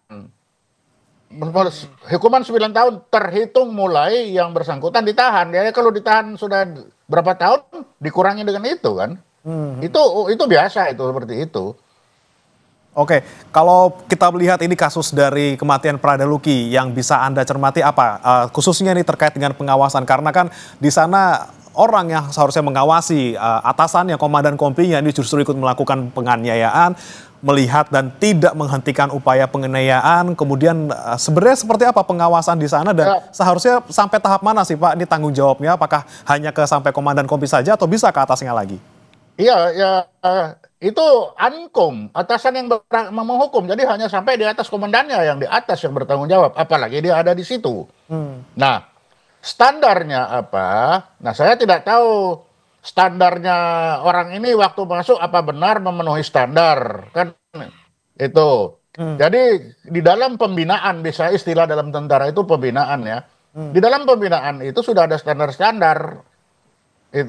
Nah, ini kelihatannya apakah standar itu ketinggian atau orang ini yang memang fisiknya pas sedang tidak bagus-bagus saja, itu aja. Oke, tapi apakah tidak ada misalnya standar khusus, misalnya jangan sampai orang ini sudah level misalnya sudah disiksa dalam tanda kutip, dibina fisiknya secara sedemikian rupa, misalnya ada tanda-tanda yang oke ini harus berhenti, seperti apa sih sebenarnya batasan-batasan yang dilakukan saat pembinaan, Pak Soleman? Ya nggak ada, itu sangat subjektif, kan saya juga pernah merasakan seperti begitu kita kan? Itu sangat subjektif, maka yang menjadi standar paling mendasar itu ketika masuk itu ya masuk yang benar. Jangan sampai masuk karena ada koneksi, karena bapaknya ini, anaknya mungkin ada kurang sedikit, ada kurang dari fisiknya, ada kurang dari ini, tapi karena ada koneksi, ada kenalan, dipaksa masuk. Nah ini yang begini ini yang ada. Ya, mengakibatkan seperti ini. Oke, tapi kalau misalnya soal budaya, soal pembinaan ini, Pak Soleman, apakah juga perlu dibenahi? Misalnya jangan sampai nih pembinaan yang dinamakan pembinaan fisik ini justru malah lagi-lagi menghilangkan nyawa seseorang gitu, Pak. Bapak silakan lihat aja, kan pembinaan ini bukan baru sekarang. Saya aja sudah 25 tahun mulai masuk 72, lulus tahun 78, itu sudah seperti itu pembinaannya. Jadi kalau saya hitung aja masa dinas saya 33 tahun, ya baru kali ini ada seperti ini. Nah iya kan?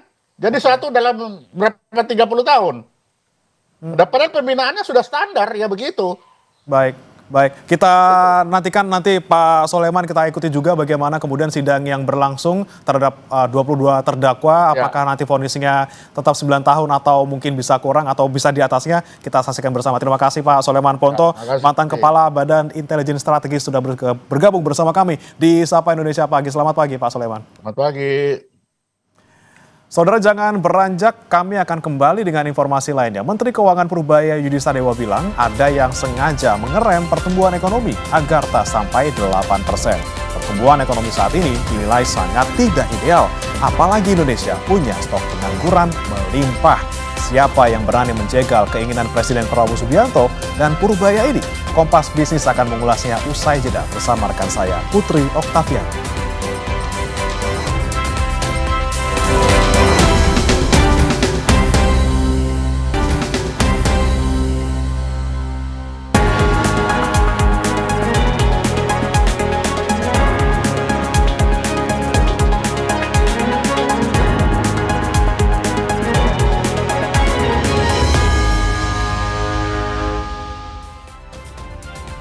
Saudara Anda menyaksikan Kompas Bisnis bersama saya Putri Oktaviani. Menteri Keuangan Purbaya Yudhistira Dewa bilang selama ini ada yang dengan sengaja menahan pertumbuhan ekonomi Indonesia hanya di kisaran 5%. Padahal Presiden Prabowo Subianto punya target 8%. Purbaya bilang laju pertumbuhan ekonomi Indonesia ke depan harus tembus minimal 6%.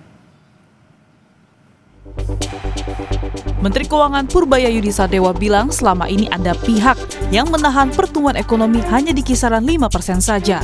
Padahal Purbaya bilang pertumbuhan ekonomi harus antara 6,5% hingga 6,7%, terlebih untuk menciptakan lapangan kerja. Makanya nggak cukup, kalau 5 itu tidak cukup untuk menyerap usia tenaga kerja yang masuk usia kerja setiap tahun. Sekarang 5, kenapa penganggurannya turun? Karena kerjanya informal kan. Di sana ekonomi nggak seperti itu. Kita nggak mau warga negara kita kerjanya di informal, kalau bisa semuanya kaya di sektor formal. Jadi kita harus ciptakan pertumbuhan yang lebih cepat. Hitung-hitungannya berapa jadi potensial growth untuk sekarang mungkin 6,7%. Jadi kita harus tumbuh di situ. Takut kita tumbuh terlalu cepat sekarang, justru kita harus tumbuh lebih cepat supaya kita semua bisa kaya bersama.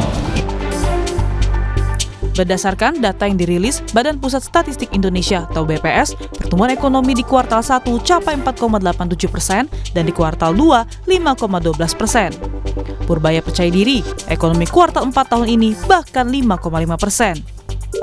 Kata Menkyu Purbaya, Indonesia belum menuju angka pertumbuhan yang potensial, terutama setelah pandemi COVID yang mengakibatkan tingginya angka pengangguran. Berdasarkan data Organisasi Buruh Internasional atau ILO 2024, Indonesia menjadi negara dengan rasio pengangguran usia muda tertinggi dengan angka 13,1% di atas Malaysia dan Filipina. Menkyu Purbaya berjanji akan tingkatkan geliat ekonomi untuk menembus pertumbuhan ekonomi capai 6%. Menurutnya, angka ini bukanlah hal yang tidak mungkin karena pernah dicapai di era Presiden Susilo Bambang Yudhoyono. Untuk 6% kelihatannya nggak terlalu susah, karena kita pernah tumbuh 6% di zaman siapa? Di zaman Pak SBY, on average 6%. Pada waktu itu yang tumbuh, yang mudah bertumbuh adalah private sector, karena monetary policy cukup longgar. Sekarang zamannya Pak Jokowi tumbuh 5%, yang gerak utamanya pemerintah. Dengan private sektornya cenderung berhenti. Anda lihat laju pertumbuhan kreditnya, zaman SBY itu 22%, zaman Pak Jokowi cuma 7%, karena pertumbuhan orang di sana 17%, di sini zaman Pak Jokowi tumbuhnya 7% average, ada titik-titik di mana tumbuhnya 0. Kalau saya hidupkan mesin swastanya tahun ini ke depan, 6% kira-kira dapat. Yang pemerintah saya hidupkan juga mesin tambahan, jadi nggak susah-susah amat. Tantangan utama pertumbuhan ekonomi tinggi adalah penciptaan lapangan kerja dan kualitas pekerjaan masyarakat. Saat ini komposisi pekerja di Indonesia didominasi oleh sektor informal sampai 60%. Kelompok pekerja informal ini jadi kelas paling rentan di kala ekonomi terguncang. Vicky Kuen, Tim Liputan, Kompas TV.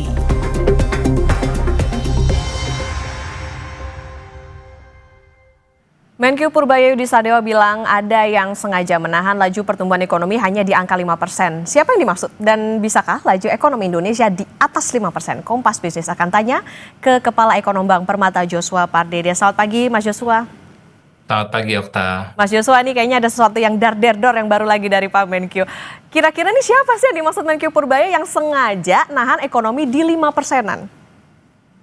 Saya pikir kalau kita bicara anak bangsa ya, saya pikir nggak ada yang pengen pertumbuhan ekonominya mentok ataupun stabil di 5% saja ya. Tentu kita berharap, semua elemen bangsa ini berharap pertumbuhan ekonomi kita semaksimal mungkin, seoptimal mungkin, mencapai seperti yang disampaikan oleh Pak Menkyu tadi, mencapai potensinya ya 6-7% dalam jangka pendek ini, dan juga ke depannya bisa mencapai 7-8%. Jadi kalau kita bicara siapa yang mengharapkan pertumbuhan yang mentok di 5%, saya pikir tidak ada. Tapi tentunya yang kondisi yang menyebabkan hal ini saya pikir sudah terjadi ya, indikasinya sejak krisis Asia 97-98 ya, di mana kita melihat bahwa investasi di industri padat karya itu cenderung mengalami pelambatan, sehingga kuenya dari industri manufaktur pun menyusut. Dari yang sebelumnya mendekati 30%, saat ini sektor industri manufaktur kontribusinya terhadap PDB hanya kurang dari 19%. Sehingga bisa kita bayangkan bahwa penambahan industri ataupun investasi di industri padat karya, industri manufaktur itu tidak bertumbuh dari waktu ke waktu. Sehingga ini harus kita lihat tadi mengapa tadi sampaikan Pak Menkyu bahwa pertambahan sektor informal terus bertumbuh dari waktu ke waktu karena tidak ada penyerapan tenaga kerja. Sehingga oleh sebab itu tidak bisa kita pungkiri ini kesalahan terjadi sudah ada 20 tahun yang lalu gitu ya. Sehingga yang harus kita benahi adalah bagaimana kita merevitalisasi sektor industri manufaktur agar tadi ke depannya kita bisa mencapai potensi pertumbuhan ekonomi ke depannya.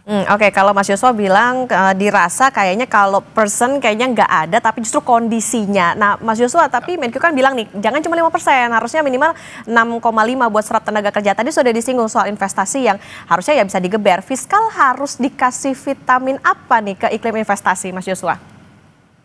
Ya, saya pikir yang lebih penting adalah vitamin C ya, yakni confidence ya, confidence level confidence, dari oke. pelaku usaha, dari sisi konsumen ini penting sekali ya, karena tadi disampaikan bahwa investasi dari sektor swasta itu adalah berkontribusi yang paling besar justru ya. Kalau kita bicara investasi publik, investasi dari Danantara itu tidak sebesar dari investasi swasta.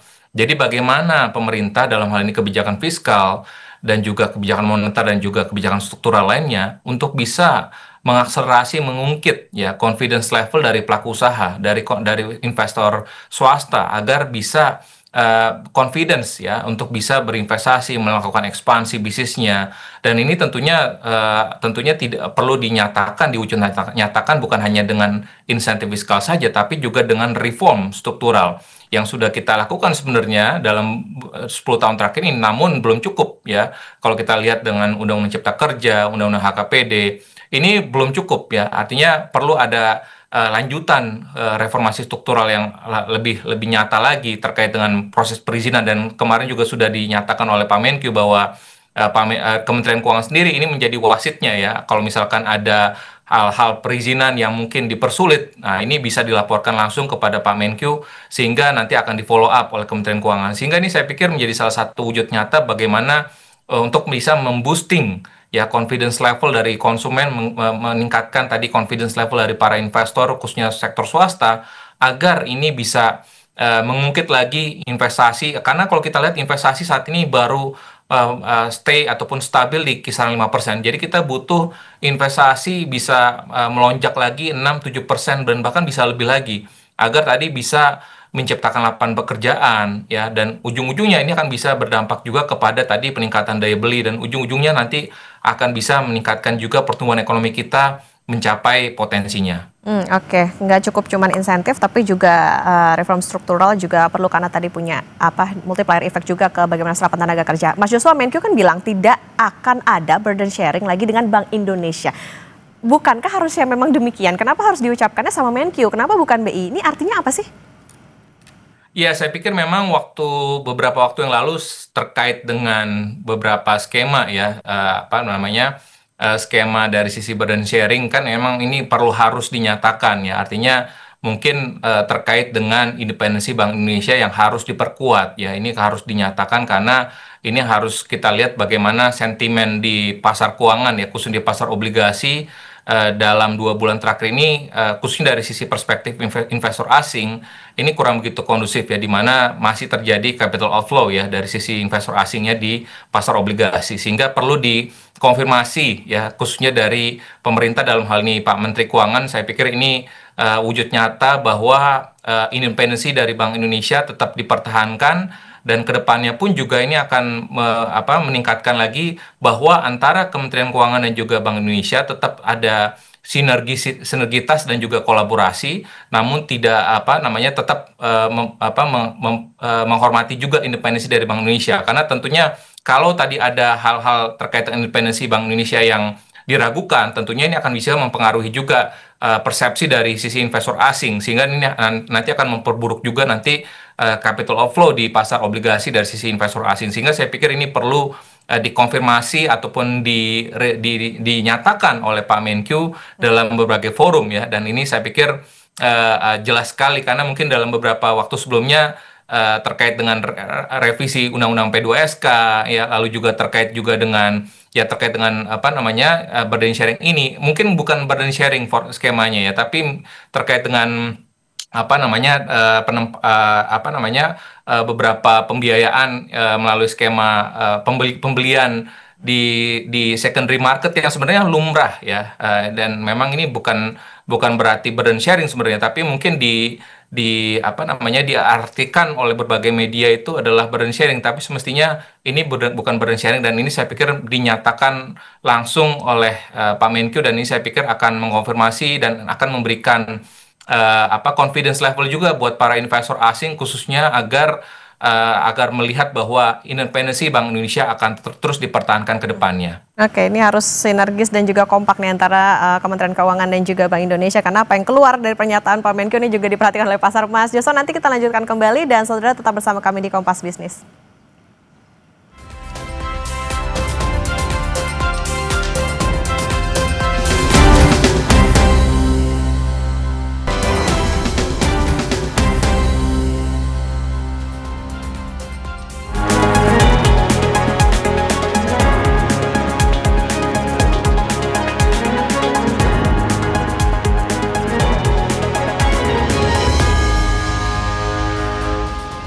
Kembali di Kompas Bisnis, saudara, dan kita akan melanjutkan perbincangan bersama dengan Kepala Ekonom Bank Permata, Joshua Pardede. Mas Joshua, kita lanjutkan kembali. Ini juga dari Pak Menkyu nih, Mas Joshua. Menkyu Purbaya bilang 200 triliun yang ngalir ke Himbara ini bukan untuk konglomerat. Apakah ada indikasi ke sana? Ingat likuiditas konglomerat kita kan juga kemarin terserap di Patriot Bond dan Antara. Ya, memang ada indikasi ya bahwa kalau kita melihat dari sini, mungkin indikasinya adalah penyaluran kredit untuk segmen korporasi ya. Mungkin ini diinterpretasikan oleh Pak Menkyu adalah dialirkan kepada konglomerat ya. Mungkin interpretasi seperti itu, dan mungkin harapan dari Pak Menkyu adalah penyaluran dana sal pemerintah yang ditempatkan di Bank Himbara tersebut ini dialirkan ataupun disalurkan kepada kredit UMKM ya. Harapan seperti itu yang mungkin, ataupun kepada kredit-kredit korporasi atau koperasi misalkan ya, yang memang kepada yang bisa menyasar kepada masyarakat menengah ke bawah ya, yang memang meskipun memang kalau kita melihat dari perspektif perbankannya pun juga perbankan mestinya melihat bahwa kalau kita melihat risiko kredit di segmen UMKM saat ini memang relatif cenderung lebih berisiko dibandingkan korporasi yang memang tingkat risikonya lebih rendah. Namun di sisi lainnya tentu pemerintah dalam hal ini juga perlu diharapkan memberikan guidance ya, dalam artian agar tadi produktivitas dari penempatan sal ini bisa lebih tinggi lagi, dan juga tadi bisa membalikkan arah ekonomi lebih cepat lagi, khususnya kepada masyarakat menengah ke bawah. Sebaiknya memang perlu ada guidance, setidaknya sektor-sektor mana saja yang perlu diarahkan. Misalkan sektor-sektor padat karya yang memang menjadi penekanan, misalkan sektor pertanian ataupun hilirisasi pertanian, lalu juga perdagangan, lalu juga manufaktur ya, yang bisa menyerap tenaga kerja.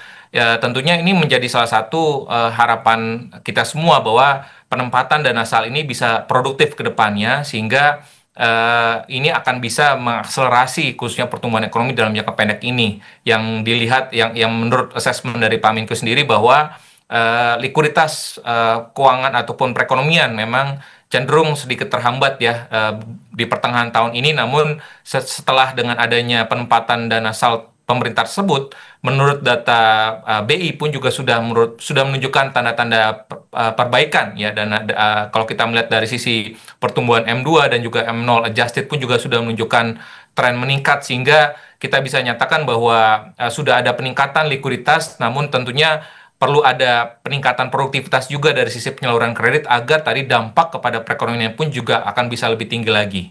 Oke, Mas Joshua, kita ngomongin lagi nih ke pertumbuhan ekonomi. Ada nada optimistis. Menkyu Purbaya bilang kuartal 4 ini bisa 5,5%, tahun depan bisa lebih tinggi lagi, bahkan nantinya bisa sesuai dengan cita-cita 8%. Kalau realistis, sebetulnya dari mana sih sumber pertumbuhan ini? Mungkin nggak apa yang dibilang sama Menkyu Purbaya ini bisa terjadi gitu dengan melihat kondisi saat ini? Ya, kalau kita melihat memang dari sisi kuartal keempat kan memang secara siklus ekonomi, kuartal keempat ini menjadi puncak ataupun siklusnya dari sisi government spending ataupun dan juga konsumsi masyarakat ya, karena ada Nataru. Dan juga di samping itu pun juga pemerintah sudah mengumumkan adanya BLT ya untuk masyarakat berpenghasilan rendah di kuartal keempat tahun ini. Sehingga tentunya ini ada optimisme ya, dan ditambah lagi juga dengan akselerasi penyaluran kredit ya, dengan adanya penurunan suku bunga acuan Bank Indonesia, dan juga ditambah lagi dengan peningkatan likuiditas dengan adanya penempatan sal pemerintah. Tentunya kombinasi dari semua ini udah kalau kita bicara taktik sepak bola ini udah total football ya, artinya udah kombinasinya udah semua udah all out menyerang lah ya, kita harapkan seperti itu. Namun tentunya tadi memang dari sisi moneternya sudah cukup longgar, dari sisi fiskalnya juga akseleratif, dan juga nanti kita harapkan pun juga penyerapan belanja baik itu di sisi pemerintah pusat dan juga pemerintah daerahnya juga diharapkan akan juga lebih akseleratif ke depannya, sehingga ini akan bisa meningkatkan pertumbuhan ekonomi lebih cepat lagi. Dan yang kita harapkan lagi lebih lanjut lagi adalah dari sisi realisasi investasi ya, ini juga menjadi motor penggerak ekonomi Indonesia ya, terbesar kedua setelah konsumsi, sehingga memang kita perlu melihat bahwa kalau kita melihat secara realistis ya, pertumbuhan di kuartal keempat seperti yang disampaikan oleh Pak Menkyu, pertumbuhan 5% itu masih achievable, namun tentunya tadi ada berbagai tekanan tentunya dari sisi globalnya, dari sisi eksternalnya, di mana pertumbuhan Tiongkok melambat ya, kita melihat di kuartal 3 melambat, lalu juga implementasi tarif Trump juga sudah mulai terindikasi mempengaruhi juga dari sisi kinerja ekspor, sehingga tentunya tadi perlu ada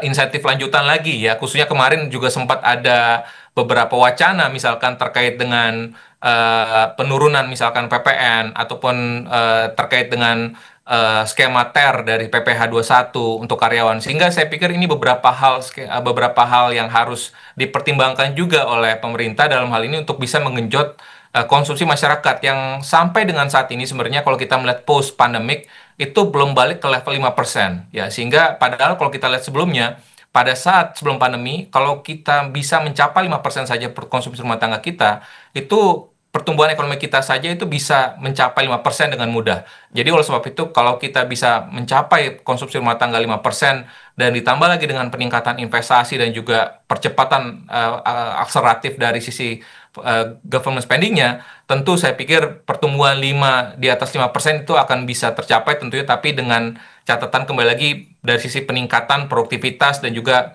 akselerasi dari sisi program-program prioritas pemerintah, ini pun juga harus kita kawal terus agar dampaknya trickle down efeknya kepada masyarakat akan bisa lebih tinggi lagi. Oke, masih bisa optimis, tapi tadi yang diperhatikan adalah Pak Menkyu juga harus jelas nih, sebetulnya ada pihak atau sebetulnya karena kondisi makanya ekonomi kita masih bertahan atau misalnya masih bisa di achievable-nya di 5%. Tadi juga harus mempertimbangkan bagaimana realisasi investasi, kemudian juga konsumsi masyarakat supaya cita-citanya ya 5,5 bisa tercapai. Syukur-syukur di akhir masa pemerintahan Presiden Prabowo bisa 8% sesuai dengan target. Terima kasih Kepala Ekonom Bank Permata Mas Yosua Parede sudah bersama di Kompas Bisnis. Sehat selalu. Saudara, DPR bersama Kementerian Haji dan Umroh resmi menyepakati ongkos naik haji tahun 2026 sebesar 87,4 juta rupiah. Jemaah membayar sekitar 54 juta rupiah. Biaya ini turun 1,2 juta rupiah dibanding biaya haji tahun lalu. Informasinya usai jeda saudara di Sapa Indonesia Pagi.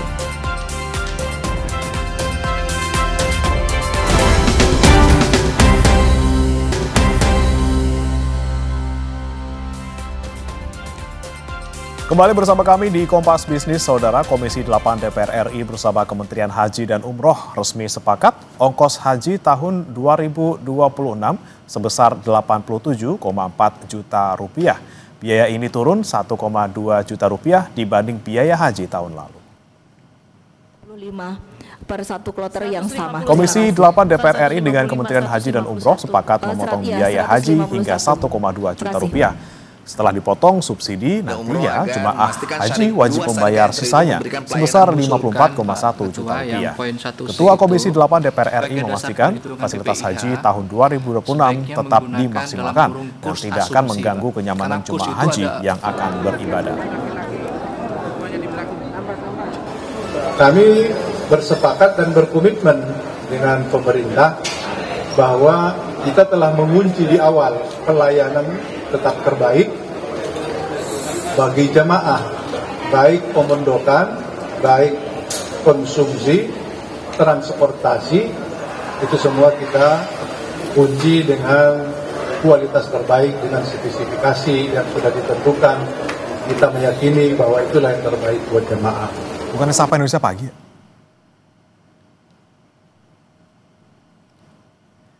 Saudara, pemerintah dan DPR sepakat menetapkan biaya haji sebesar 87,4 juta rupiah. Meski turun nominalnya Tapi bagaimana kemudian skema administrasinya dan juga menyoal kualitas layanan? Kita tanyakan kepada Wakil Menteri Haji dan Umroh Dhanil Anzar Simanjuntak melalui sambungan daring. Selamat pagi, Assalamualaikum Bang Dhanil.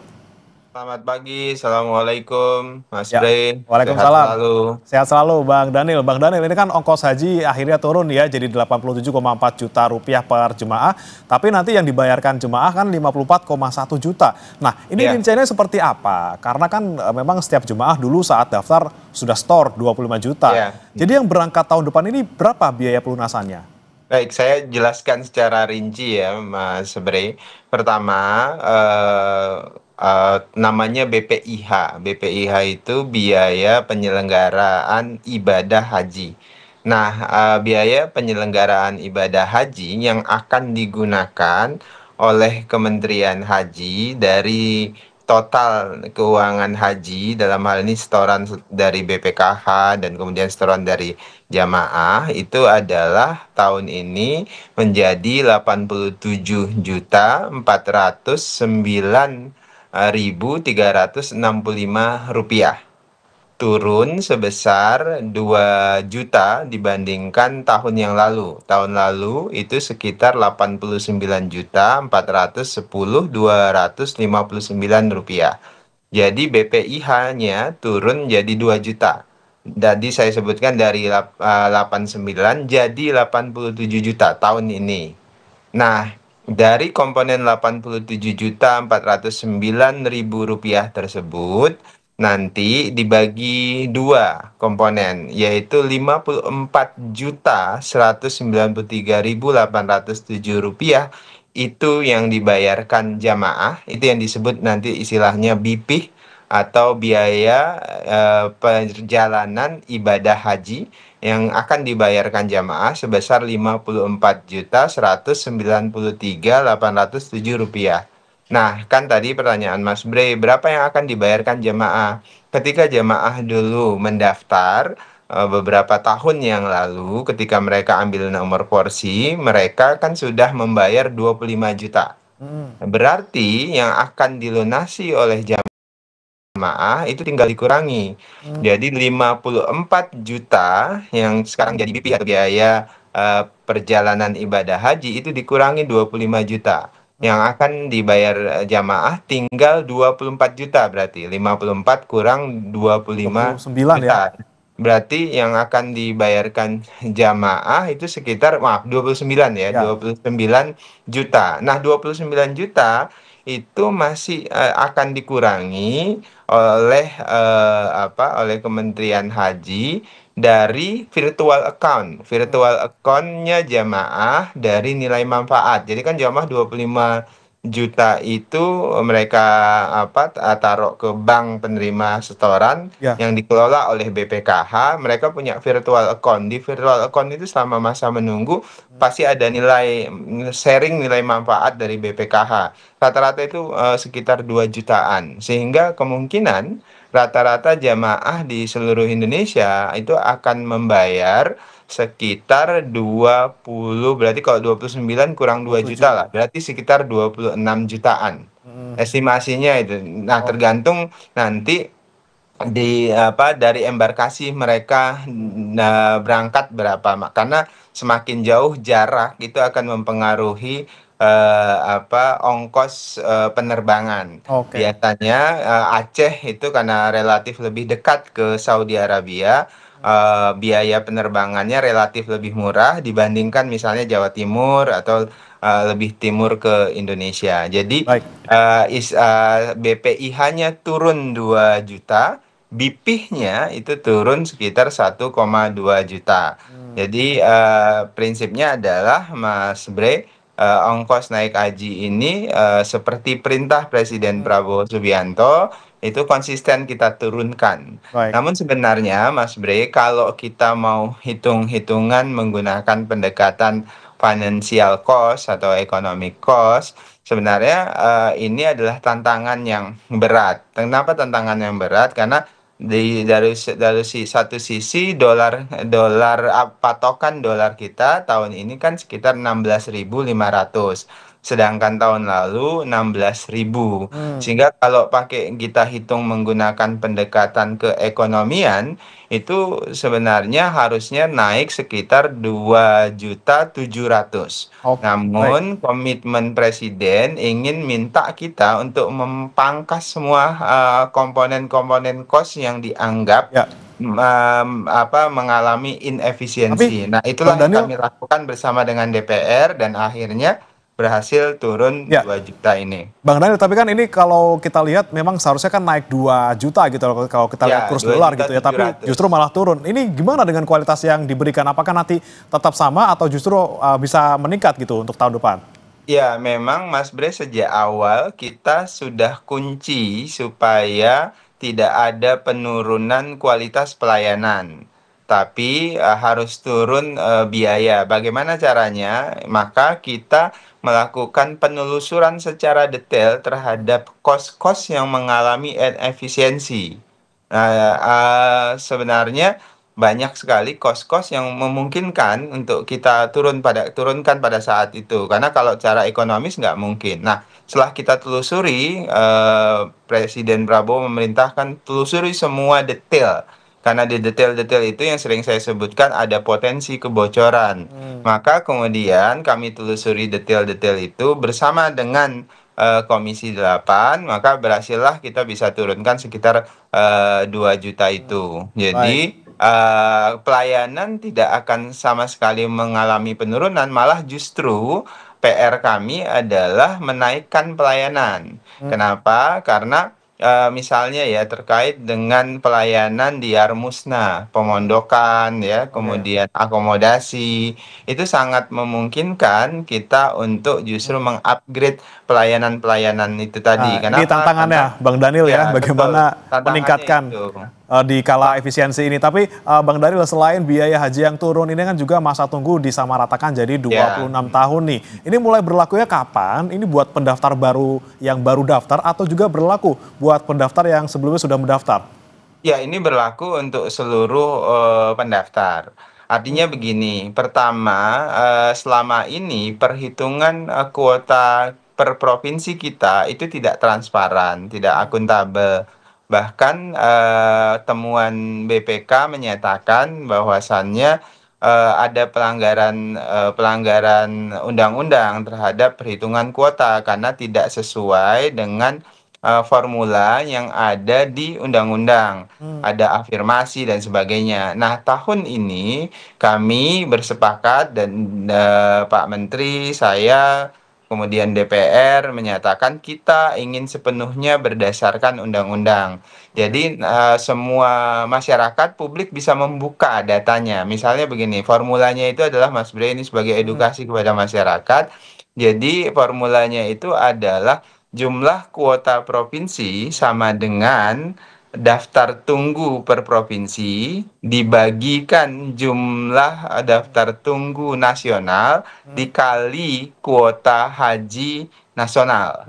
Jadi dengan misalnya jadi keluar tuh ya angka 26 tahun itu ya, Bang Daniel ya. Nanti kalau menggunakan rumus itu kemudian berbeda, keluarnya misal di Aceh, kemudian pasti ada yang keliru atau ada potensi moral hazard di situ. Oleh sebab itulah sejak awal saya, Pak Menteri, ingin membuka ini semuanya supaya tidak satu pun orang bisa mengintervensi.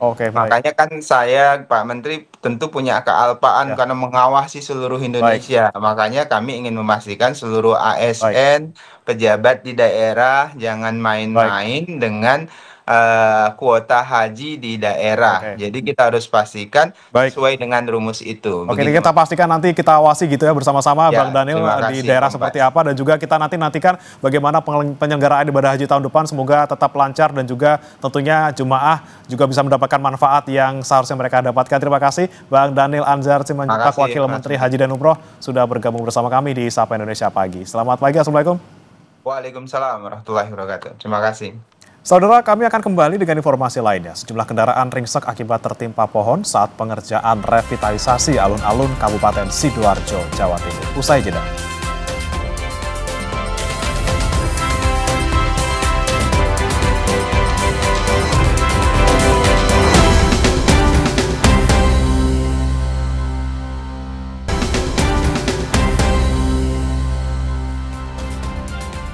Terima kasih Anda masih bersama kami dalam Sapa Indonesia Pagi. Saudara, sejumlah kendaraan ringsek akibat tertimpa pohon saat pengerjaan revitalisasi alun-alun di Kabupaten Sidoarjo, Jawa Timur.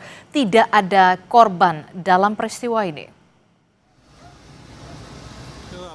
Sebuah mobil dan 5 sepeda motor yang terparkir di area alun-alun Sidoarjo rusak tertimpa pohon berukuran besar. Menurut saksi, pohon yang ambruk terjadi saat revitalisasi kompleks alun-alun. Pohon yang seharusnya tumbang ke sisi timur, justru tumbang ke sisi barat dan menimpa sejumlah kendaraan. Tidak ada korban jiwa ataupun korban luka dalam peristiwa ini.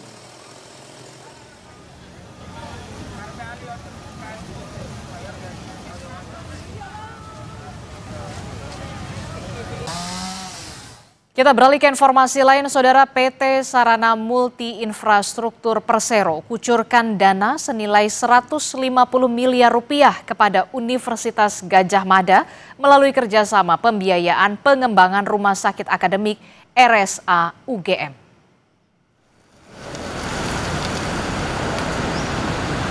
PT Sarana Multi Infrastruktur Persero atau PT SMI melakukan penandatanganan perjanjian pembiayaan dengan perguruan tinggi negeri berbadan hukum PT NBA Universitas Gadjah Mada dalam upaya pengembangan Rumah Sakit Akademik RSA UGM di Gedung Balai Rum UGM Yogyakarta, Rabu 29 Oktober 2025. Pembiayaan ini merupakan yang pertama kalinya dilakukan kepada PT NBH. Oleh skema syariah senilai 150 miliar rupiah, PT SMI mendukung UGM dalam pengembangan rumah sakit akademik sebagai rumah sakit tipe A modern yang sangat penting sebagai pusat rujukan nasional dengan pelayanan kesehatan paling lengkap. Rektor Universitas Gadjah Mada, Ova Emilia bilang, UGM memiliki optimisme untuk menghasilkan sumber daya manusia yang tinggi, utamanya di bidang kesehatan, dengan upaya menaikkan mutu dalam pelayanan rumah sakit akademik maupun dalam pendidikan. Jadi mestinya dengan penelitian. Oleh karena itu memang kita mempunyai niat untuk mengawal rumah sakit UGM, rumah sakit akademik UGM itu dengan berbagai cara untuk dikembangkan, untuk mengemban misi tersebut dengan baik. Gitu. Direktur Pembiayaan dan Investasi PT SMI, Sylvie Jekani menyebut, pembiayaan ini rencananya akan digunakan untuk pembangunan gedung baru rumah sakit dan penguatan fungsi RSA UGM sebagai teaching hospital dan pusat riset kesehatan nasional. Perluasan fasilitas kesehatan dapat memberikan pelayanan kesehatan yang lebih memadai kepada masyarakat.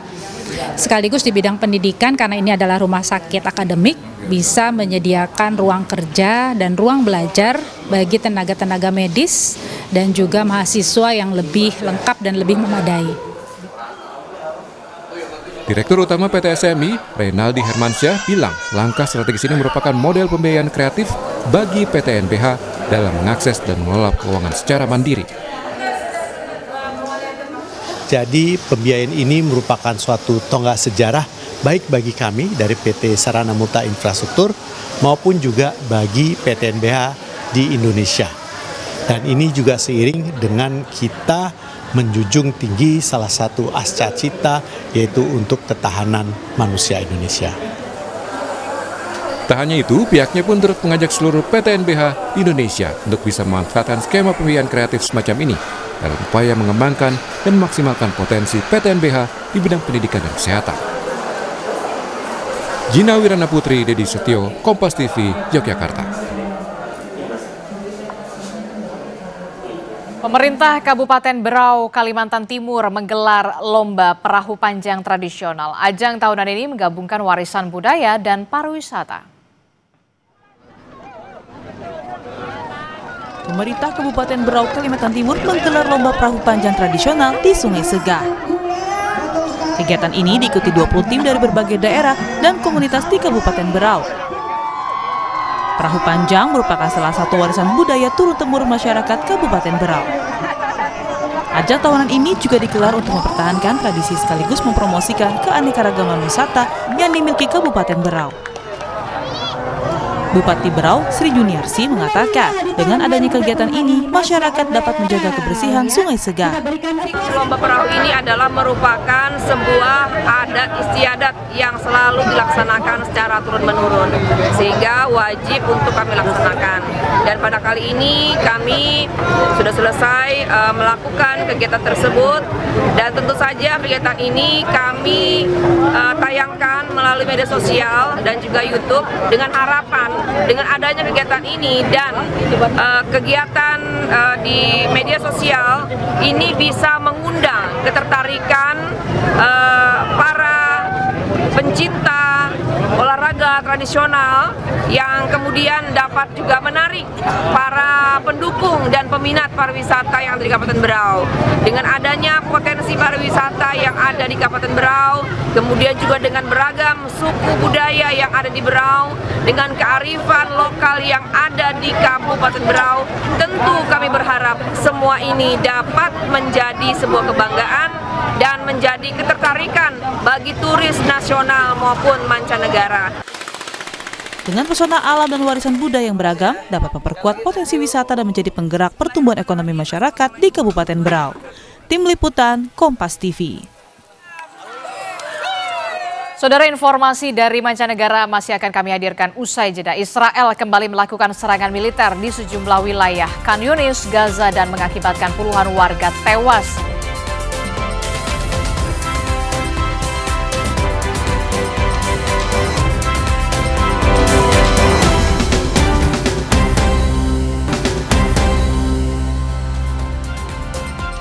Masuk di segmen akhir Sapa Indonesia Pagi, saudara, puluhan orang menggelar sholat jenazah di luar rumah sakit Nasr di selatan kota Khan Yunis, Palestina pada Rabu waktu setempat.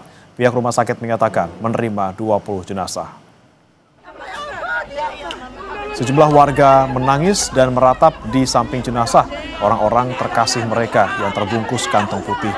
Warga menyebut ini merupakan aksi biadab Israel di tengah gencatan senjata.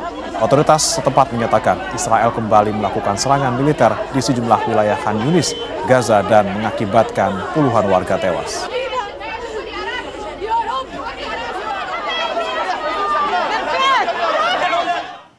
Informasi dari Gaza, Palestina jadi penutup jumpa kita di Sapa Indonesia pagi hari ini. Terima kasih sudah menyaksikan. Saya Adistila Rasati. Dan saya Brema Natenaya undur diri. Selamat pagi. Sampai jumpa.